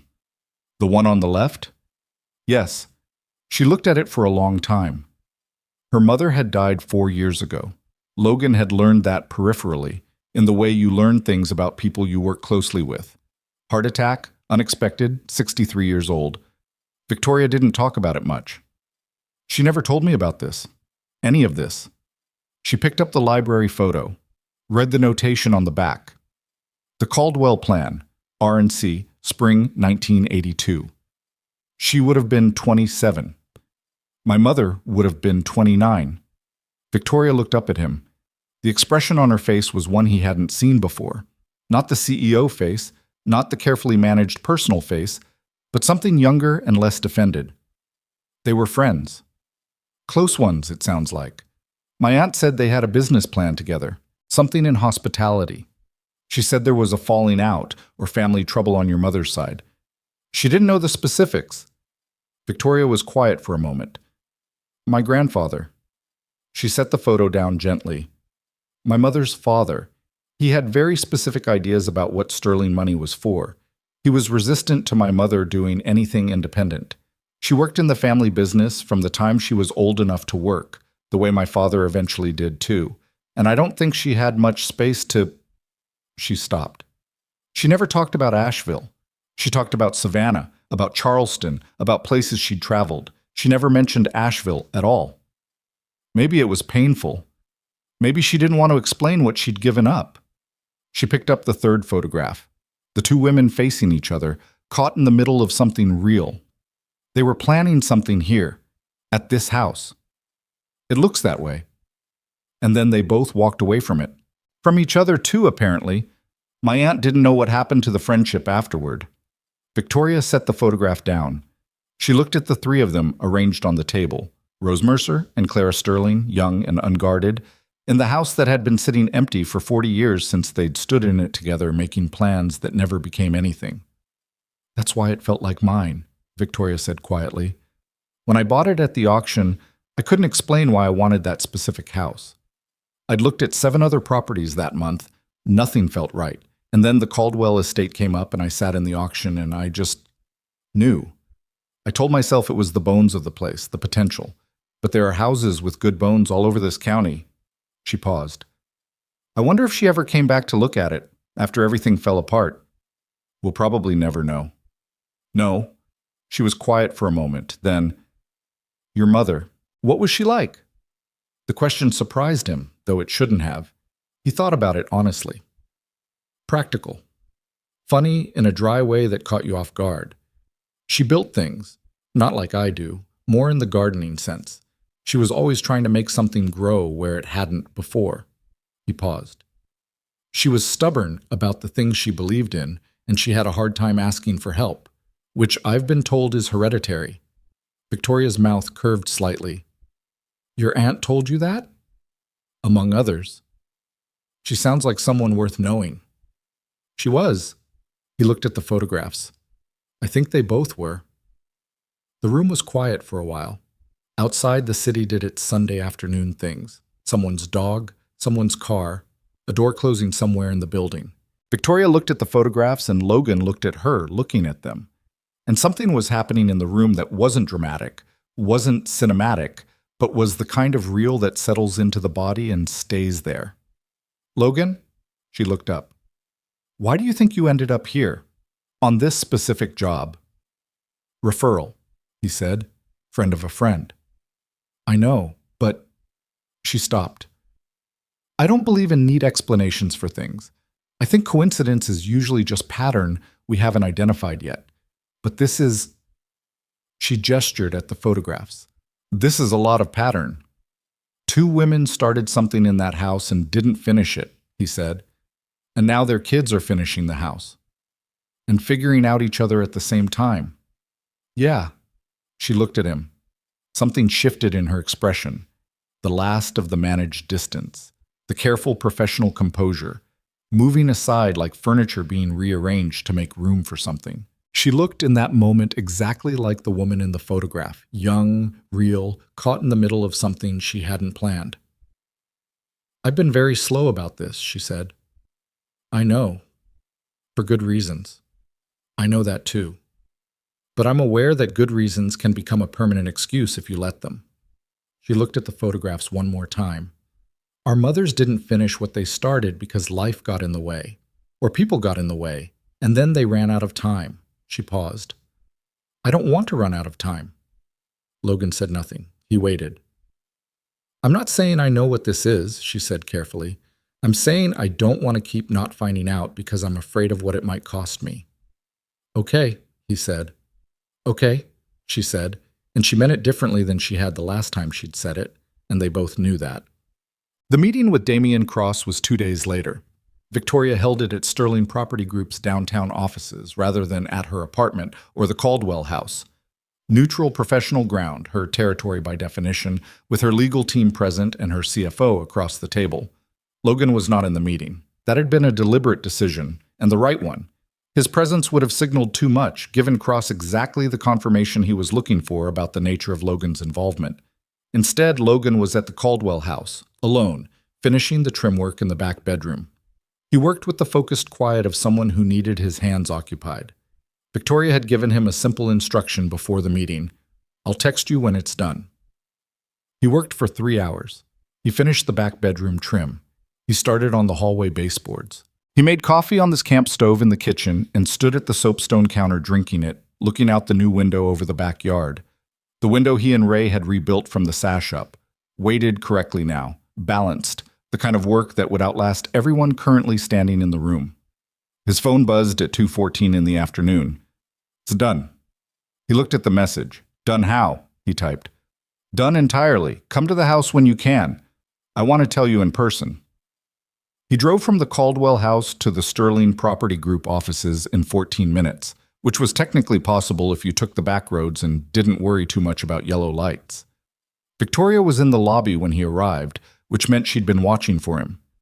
Her legal team was still visible through the glass conference room doors at the back, 2 of them still at the table, gathering documents.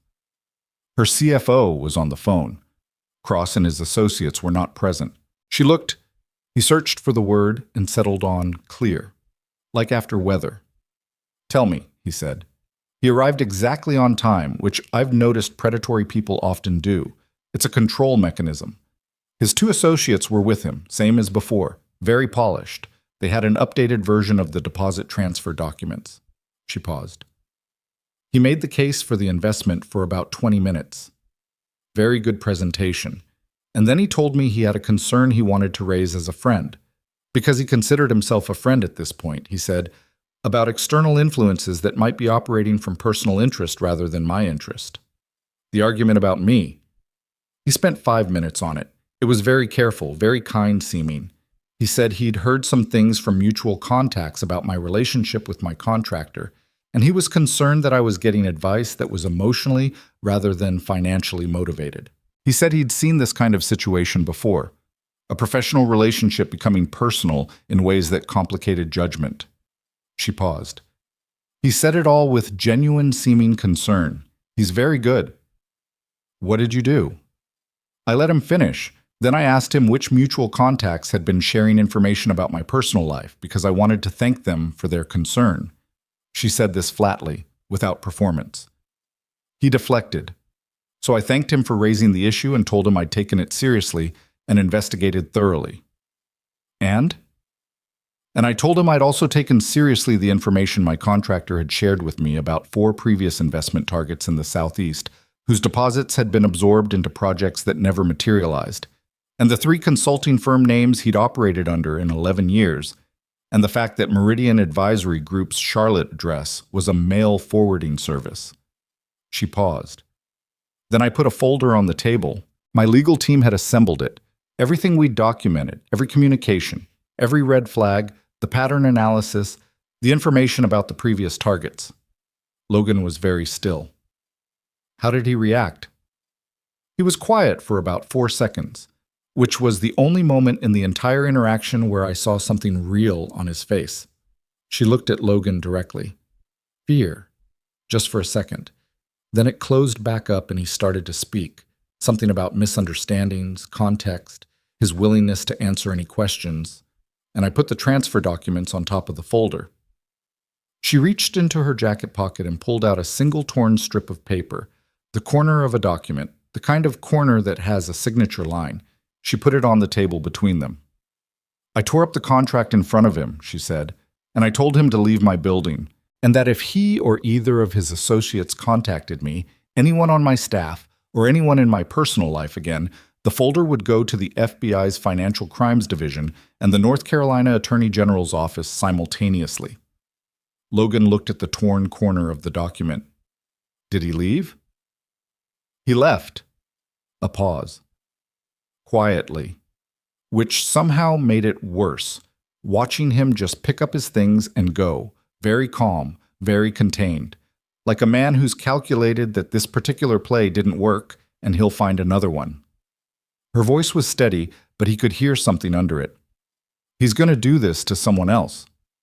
Marcus is working on it. The documentation we built might help make a case even without you as the complainant. I want to be the complainant. She said it with a firmness that hadn't been there 30 seconds ago.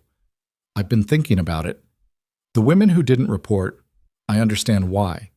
But I have resources they might not have had. I have a legal team and a platform and the ability to absorb the exposure. If I don't use those things, what are they for? She looked at him. Marcus's contact in Atlanta. Can you connect me? Yes. Good. She breathed out slowly. It's over. For now, for us, it's over. He picked up the torn corner of the contract. It was just paper, stock weight, legal formatting. But it had been something else an hour ago, and the difference mattered. You were right, she said quietly. It wasn't, don't do that. Don't minimize it. You were right, and you moved before I asked you to, and it mattered. She looked at him steadily. You matter. I want to be clear about that. Whatever this is, whatever we're figuring out, you matter to me. Not because of the house, and not because of Cross, and not because of what I found out about our mothers. Why then? She considered it, seriously, the way she considered things that deserved a serious answer. Because when I'm in a room with you, I think more clearly, she said. Not less. That's not nothing. After Preston, I assumed that caring about someone meant losing the thread of yourself, becoming someone's narrative. And you, she stopped. You've never once asked me to be a different version of myself. Why would I? Preston had about 12 reasons. Preston sounds like someone who needed the people around him smaller than they actually were. She was quiet for a moment. Yes, that's exactly what he was. She looked at Logan with an expression that was wholly unguarded and because of that slightly painful to receive, the way honest things sometimes were. Thank you, for all of it. The house isn't done, he said. She almost laughed. I know. Few more weeks. I know that too. She looked at the torn piece of contract still in his hand. Can I keep that? He handed it to her. She put it in her pocket. That evening, Logan picked up Ellie from the neighbor who watched her on late days. And on the drive home, Ellie asked, the way she asked things, directly, without preamble, "Is Victoria okay?" Logan glanced at her in the rear view. Why do you ask? Because you look like how you look when something bad almost happened but didn't. Like when the tree branch almost fell on the truck last winter. She was examining her thumbnail with the focused consideration of someone doing analysis. Did something bad almost happen to her? Yeah, but it didn't. Because of you. Because of her, mostly. I just helped. Ellie thought about this. She's tough, she said approvingly. I can tell. She's the kind of tough that doesn't show until you need it. Logan drove and thought about a woman who had sat in an antique store and said, I almost wish that weren't a joke, and who had torn up a contract in front of a man who'd spent months manipulating her, and who had said you matter to me with the straightforward difficulty of someone saying something true that costs something. Yeah, he said to his daughter. That's exactly what she is. Ellie nodded, satisfied. She went back to examining her thumbnail. Outside, the mountains of western North Carolina were doing their October thing in the last of the light. The ridgelines dark against a sky that hadn't decided yet whether to be purple or gray. And Logan drove home through the familiar road thinking about photographs from 1981 and two women who had stood in a house with plans they never got to finish and the strange patient way that some things wait to be completed. He thought about what Victoria had said. I don't want to run out of time. Neither did he. Neither did he. The arrest happened on a Thursday morning, 6 weeks after Victoria walked out of the Sterling Property Group conference room with a torn contract in her pocket. Logan found out the way most people find out about things they've been waiting on. Not dramatically, not with a phone call at a significant hour, but with a text from Marcus at 7:43 in the morning while he was standing at his kitchen counter eating toast over the sink because he hadn't gotten around to buying a new plate after Ellie had broken the last one 2 weeks ago, and neither of them had mentioned it. Cross is in custody. Charlotte Field Office picked him up this morning. 3 counts wire fraud, 2 counts interstate fraud. Your friend's documentation was part of the package. There's at least one other victim who agreed to come forward once she knew she wasn't alone. More may follow. Logan read it twice, set the toast down on the edge of the sink, stood in his kitchen in the early morning quiet. Ellie's cereal bowl still on the table, her backpack by the door, the sounds of her getting ready for school filtering down from upstairs, and felt something release in his chest that he hadn't fully realized he'd been holding. He forwarded the message to Victoria with no caption. Her reply came 11 minutes later. I know, my legal team called at 7. I've been sitting with it. A pause, then another message. Come to the house today if you can. I want to be there when I process this. He texted Ray to handle the morning and drove to the Caldwell house. She was already there when he arrived, sitting on the porch steps in the November cold with her hands around a coffee cup that had probably gone cool, wearing a coat she'd left at the house weeks ago and never taken home. She looked at him when he came up the drive, and he searched for it, like someone who had put something heavy down and wasn't quite sure yet what to do with her hands. He sat beside her on the steps. She handed him the coffee. He drank it, which was cold, and didn't say anything about it being cold. 4 other victims came forward, she said. My attorney called with an update an hour ago. The documentation we put together apparently gave the field office enough of a structural map of the pattern that the other women had something to point to. Something that said, this is what it looked like when it happened to me too. She paused. One of them lost $1.4 million. She never told her family. Logan was quiet. I keep thinking about her, Victoria said, sitting with that for however many years, having to rebuild quietly and never... She stopped. It should have been the last thing she had to carry. He put it on her like it was her failure, and she accepted that. You're making sure it becomes his failure on record. It was always his failure. It just needed someone to say so in a room where it would stick. She looked at the front door, the mahogany door with the fox knocker centered at chest height, the one they'd driven to an antique shop to find on an ordinary Tuesday that had turned out to be not ordinary at all. I'm glad it was me. I know. She handed him the rest of the coffee. He drank it. The trees at the edge of the property had gone mostly bare now, late November stripping them down to their actual shapes, and the house behind them was almost done. Almost. The gossip publication that had run the initial article about them posted a retraction 3 days after Cross's arrest, which Logan suspected was not unrelated to a call from Victoria's communications director. It was a brief retraction, perfunctory, the kind that acknowledges error without dwelling on it, but it was there in the public record, and it said what it needed to say. The previous characterization of Ms. Sterling's personal life had been speculative and unsupported, and the publication regretted the implication. Logan read it on his phone sitting in his truck outside a lumber yard and felt approximately nothing about it, which he noted with some satisfaction. He had never cared much about what strangers said about him in print. What had mattered to him during those weeks was whether the people he was responsible for, Ellie, his crew, Victoria, were being made to pay for his proximity to something complicated. They hadn't been. The retraction was just paperwork confirming what had already been true. Ellie, when he told her about the retraction, said, "Was there an article about you?" "About both of us. Me and Victoria, a while back." She thought about this. What did it say? That we spent a lot of time together. Made it sound like more than it was. Ellie gave him the measured look she'd been perfecting since she was approximately 5 years old. Was it more than it was? Logan looked at his daughter across the kitchen table. "It's getting there," he said. Ellie nodded like this was precisely what she'd expected and turned back to her homework. The final weeks of the renovation had a quality that Logan associated with the end of any long project. A mix of satisfaction and something like grief, because you'd spent long enough in a place that leaving it felt like a small loss even when the leaving was the point. He'd felt it before on other houses, but not like this. This one was different in ways he'd stopped pretending to be objective about.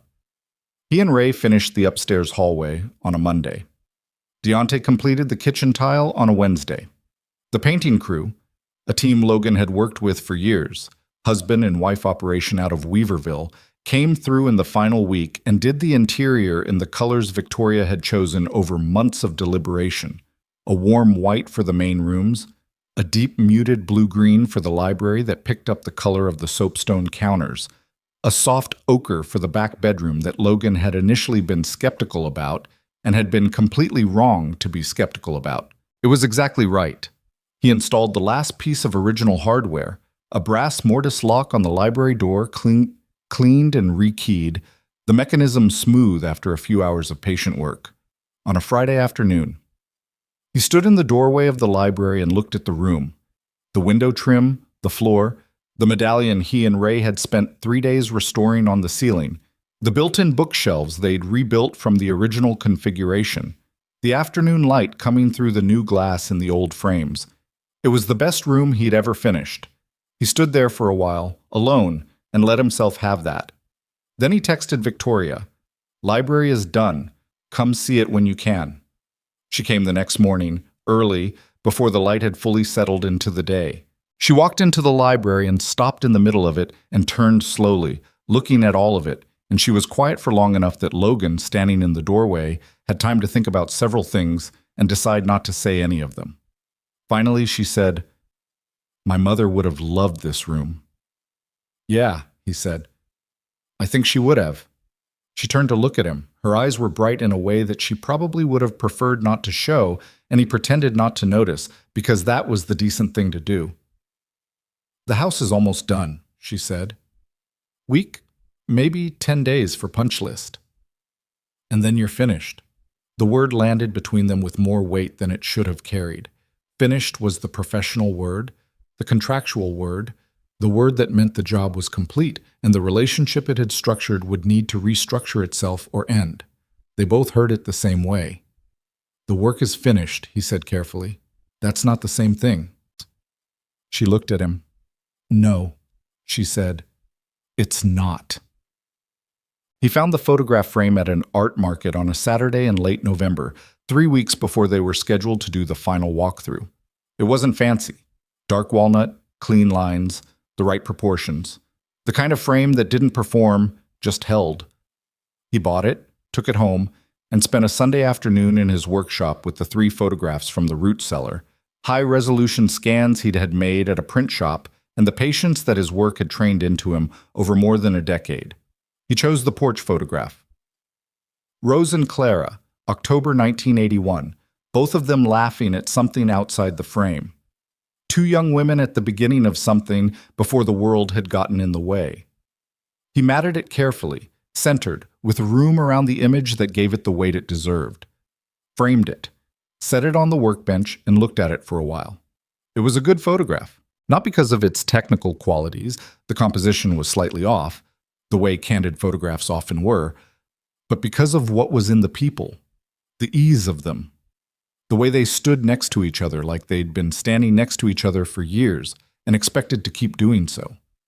The specific lightness of 2 people who believed in what they were building together. He wrapped it in brown paper and set it in the truck. Ellie had been working on her project for 6 weeks without telling him what it was. This was unusual. Ellie normally narrated her projects extensively, providing progress updates whether he asked for them or not. The silence around this particular piece of work had been notable, and when he'd glanced at it once on her workbench, she'd covered it quickly with a cloth, he'd caught only the impression of something small and rounded, carved from a pale wood he didn't immediately recognize. She was protective of it in the way she was rarely protective of things, which meant it was for someone specific. He didn't push. He'd learned, in 8 years of solo fatherhood, that some things needed the room to finish becoming before you asked what they were. The final walkthrough was scheduled for a Saturday morning in December. Logan arrived early before Victoria, the way he always had. He walked through the house alone one last time, not checking for problems. There were no problems left, just walking. The parlor with its restored plaster and the morning light moving across the original fir floor. The kitchen with its soapstone counter and the window over the backyard where he'd stood drinking cold coffee the morning after the arrest. The staircase, solid and beautiful, each baluster fitted by hand. The upstairs rooms, each one done, each one right. The library last, standing in the doorway the way he'd stood 6 months ago when the walls were still open and the ceiling medallion was crumbling and the room smelled like a century of dust and closed windows. What it smelled like now was wood and linseed oil and the faint mineral cool of old plaster, and it was quiet in the way that finished rooms are quiet, like the work is done and the space is resting, waiting for the life that will fill it. He went back downstairs and stood on the porch. Victoria arrived at 9. She came up the walk and stopped at the bottom of the porch steps and looked at the front of the house the way people rarely let themselves look at buildings. Not as an inventory, not as a transaction, but as something real. Her coat was the dark one she'd been wearing the morning she came to the antique store. Her hair was down. "You got here early," she said. "Habit?" She came up the steps and stood beside him, and they looked out at the property together. The gravel drive, the tree line, the Blue Ridge in the distance doing whatever mountains do in December, which is mostly exist with the kind of permanence that makes everything else feel appropriately small. "Ready?" he said. "Not quite," she said, and turned to face him. "I want to say something first." He waited. "I've been thinking about what it means to be someone who builds things," she said. "You do it literally. I've done it mostly in the financial sense. Structures of another kind, useful but not—" She stopped, considered. "Not like this. Not the kind you can stand inside and feel." She looked at the door. "Working with you this year, watching how you think about what's wrong with something and how to make it right, not cosmetically right, actually right, in the bones. I've been trying to apply that to other things that aren't houses. She paused. I haven't been especially good at letting things be actually right rather than just functional. You've been better than you think. You don't know what's in my head. I know what's in your actions. That's more reliable. She looked at him. I almost didn't buy this house.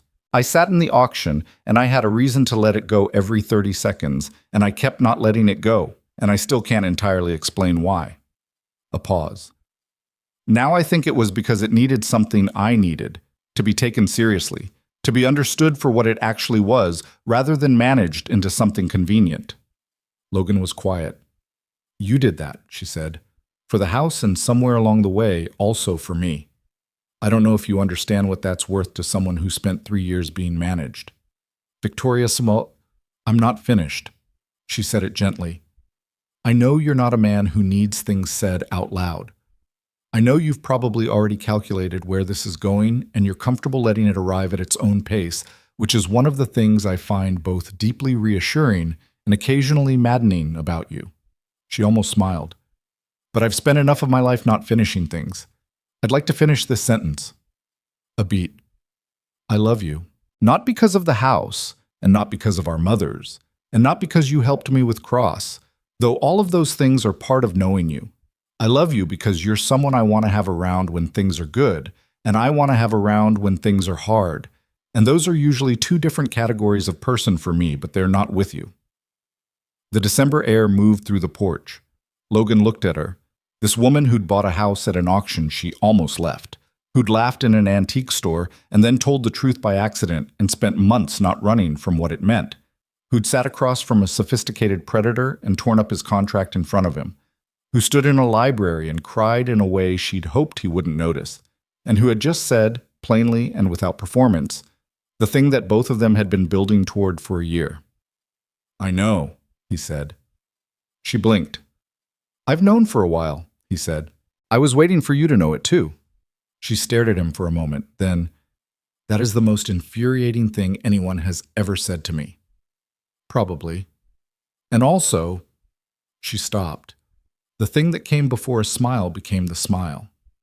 And also completely consistent with who you are, which is why I can't even be properly annoyed about it. He took one step, and she didn't move back, and the space between them closed in the unhurried way of two people who have been moving toward each other for a long time and have finally run out of reasons to be patient about it.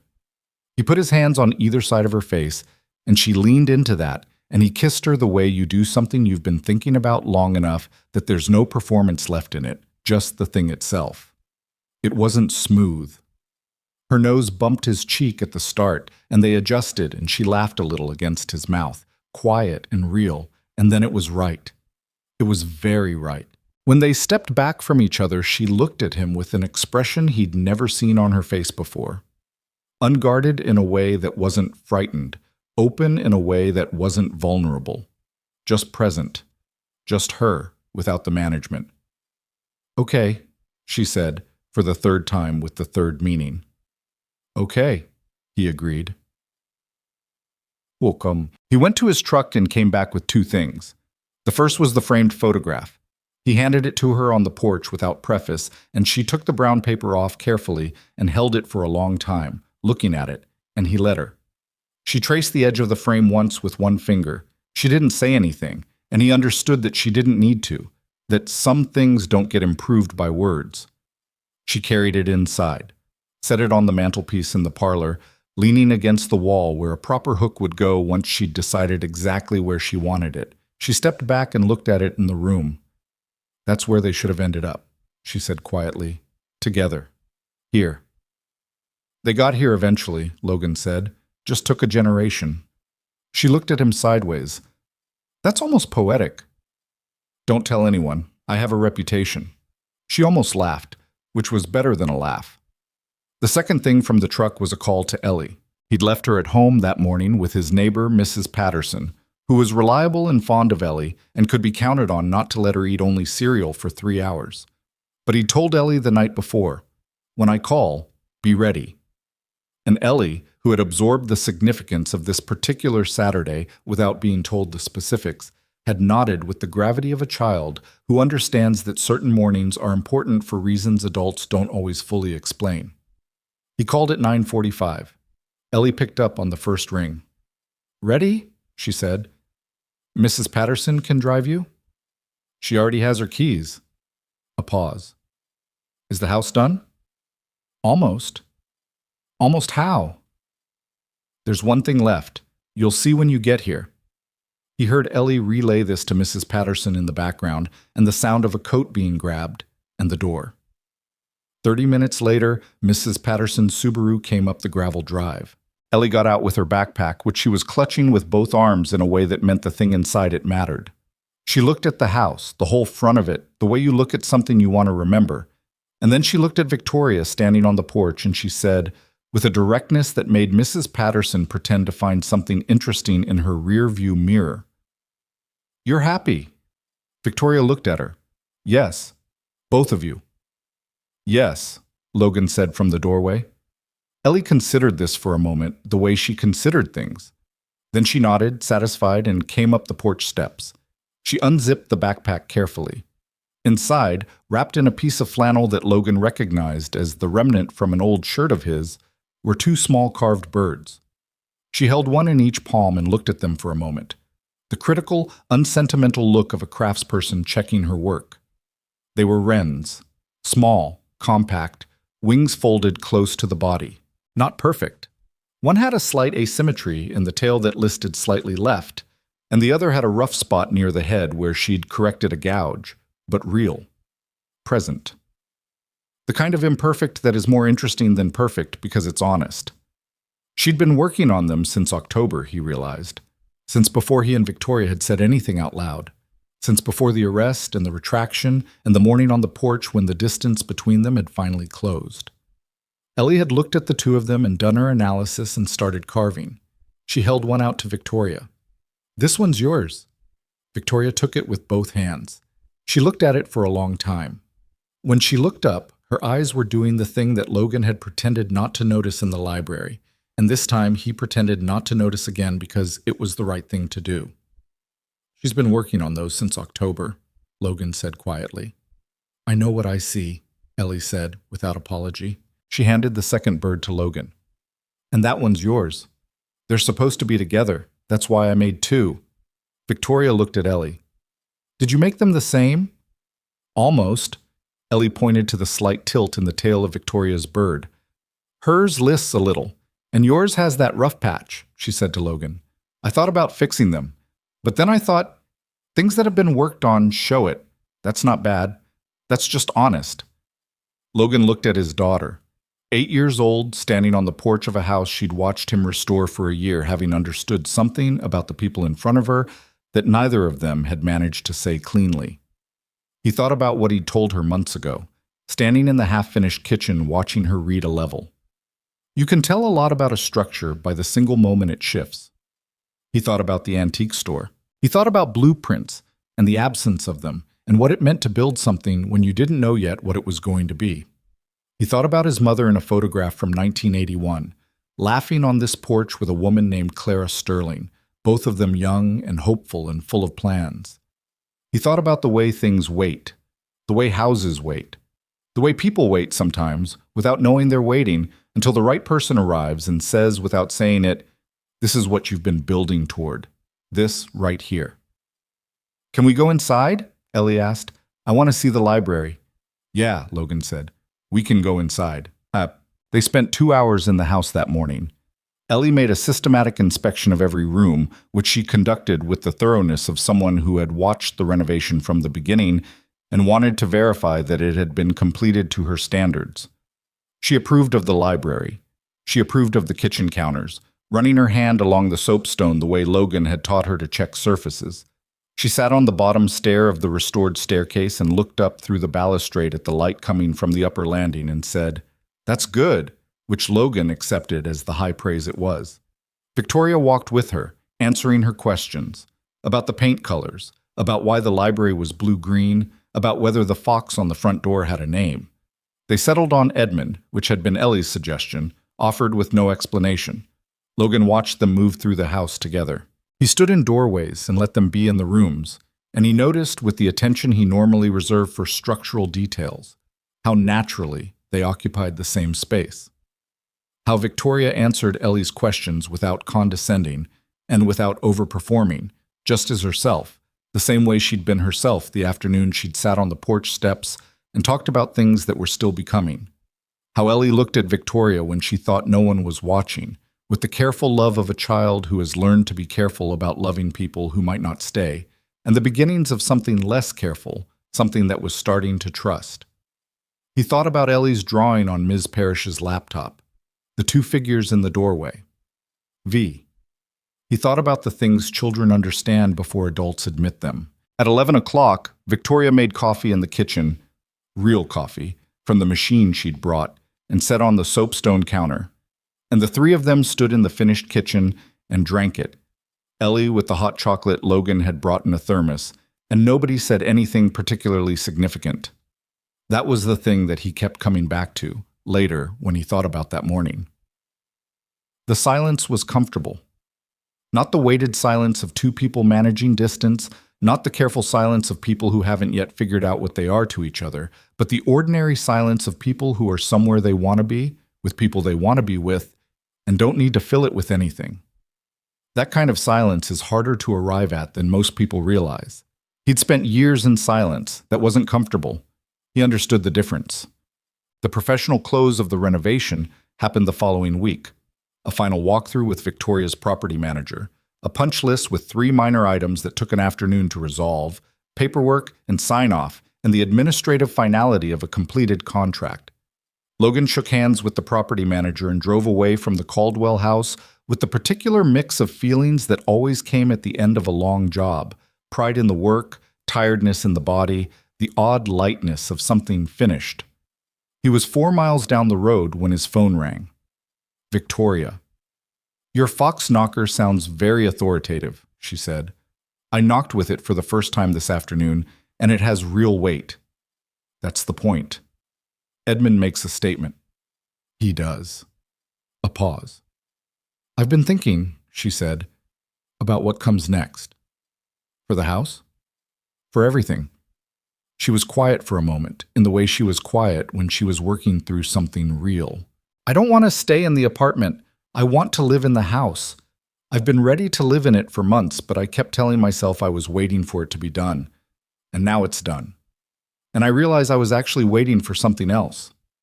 Logan drove. The mountains ran along the horizon in the way they always did, indifferent and permanent. "What were you waiting for?" he said. "For it to feel like a home and not just a house. And I think—" She paused. "I think a house becomes a home based on who's in it. Not just who lives there, but who belongs there. Who it's for." Another pause. "I want it to be for us. You and Ellie and me. I know that's not a small thing to say, and I know it doesn't happen on a single Saturday morning, but I wanted to say it out loud before I talked myself into waiting longer." Logan drove for a few seconds without speaking. Through the windshield, the road curved up through the hills in the way it always had. "Ellie's going to want her own space for carving," he said. A pause. "The back porch has good light in the afternoons. She'll want to put things on the walls. The back bedroom has plaster that'll hold a nail. She snores sometimes. I do too. Preston told me it was unladylike, which is one of approximately 8,000 reasons Preston is no longer relevant to my life." Logan almost drove off the road because he was laughing, which was not a thing that happened to him often while driving. He recovered. "Okay," he said. "Okay what?" "Okay, yes, to what you're suggesting." A pause. "Just like that?" "I've been thinking the same thing for months. I was waiting for you to say it first because you needed to say it first." Silence. "You knew again," she said. "I had a strong intuition." "Logan, Victoria, you are—" She stopped. "Never mind. Come for dinner Sunday. Bring Ellie. I'll cook something, or I'll order something, and let's not pretend I'm going to cook, and we'll talk about what actually next looks like. I'll bring dessert. Something good. Always." She hung up. He drove the rest of the way home with the windows down in the December cold, which was objectively a bad idea, and felt exactly right. Mott, there's something nobody tells you about putting a broken thing back together. And I mean really putting it back, not patching the surface and calling it done.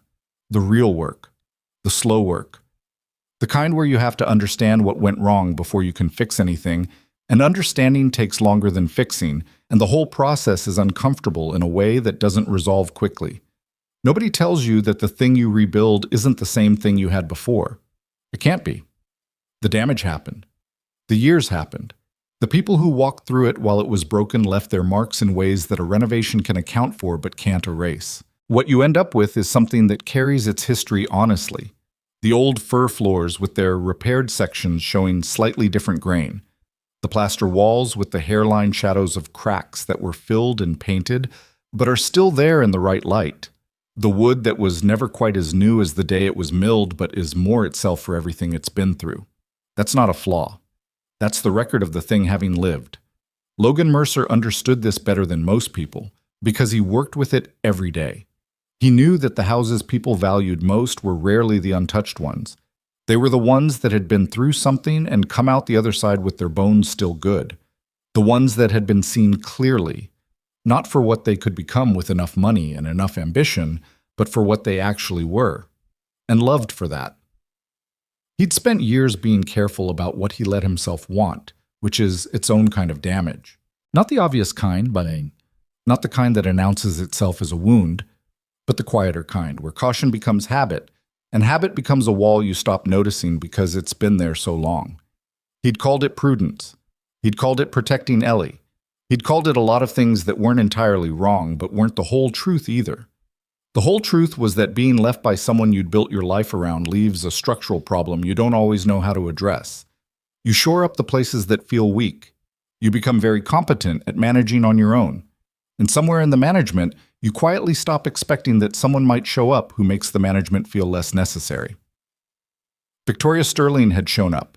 Impractical, private, stubborn about the wrong things, and right about the important ones. Still carrying the marks of a marriage that had cost her more than she'd ever fully say out loud. She'd bought a broken house at an auction she almost left and had the grace, once the right person arrived, to let it be understood properly rather than just sold. He thought about their mothers. Clara Sterling and Rose Mercer, October 1981, standing on the porch of a house they were planning to make something of, neither of them knowing that life would find ways to make the plan impossible. That was not a tidy lesson. It was not a story with a moral that folded cleanly into something useful. Two women who wanted something and lost it and never entirely recovered the version of themselves that had wanted it. That was sad, in the plain and permanent way that some things are sad, and no amount of their children finding each other later could undo it.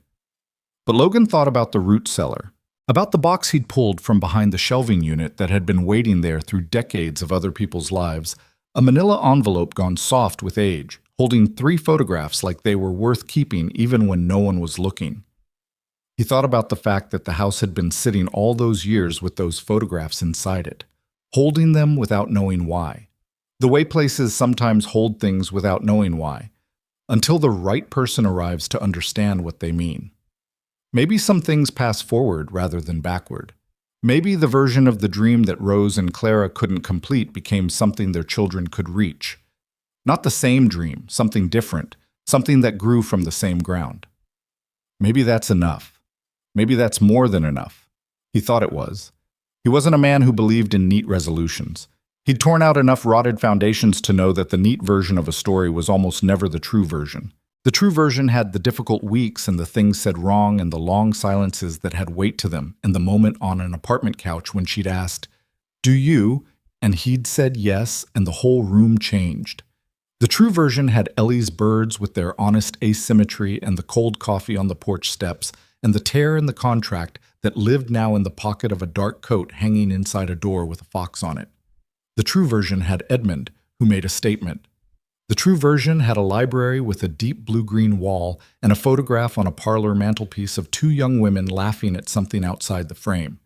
And it had a porch where an 8-year-old had carved her way through 6 weeks of scraps into something real, and it had a man who built things standing in a doorway he'd rebuilt from the sash. Up looking at a woman who had just said, "I love you," without flinching.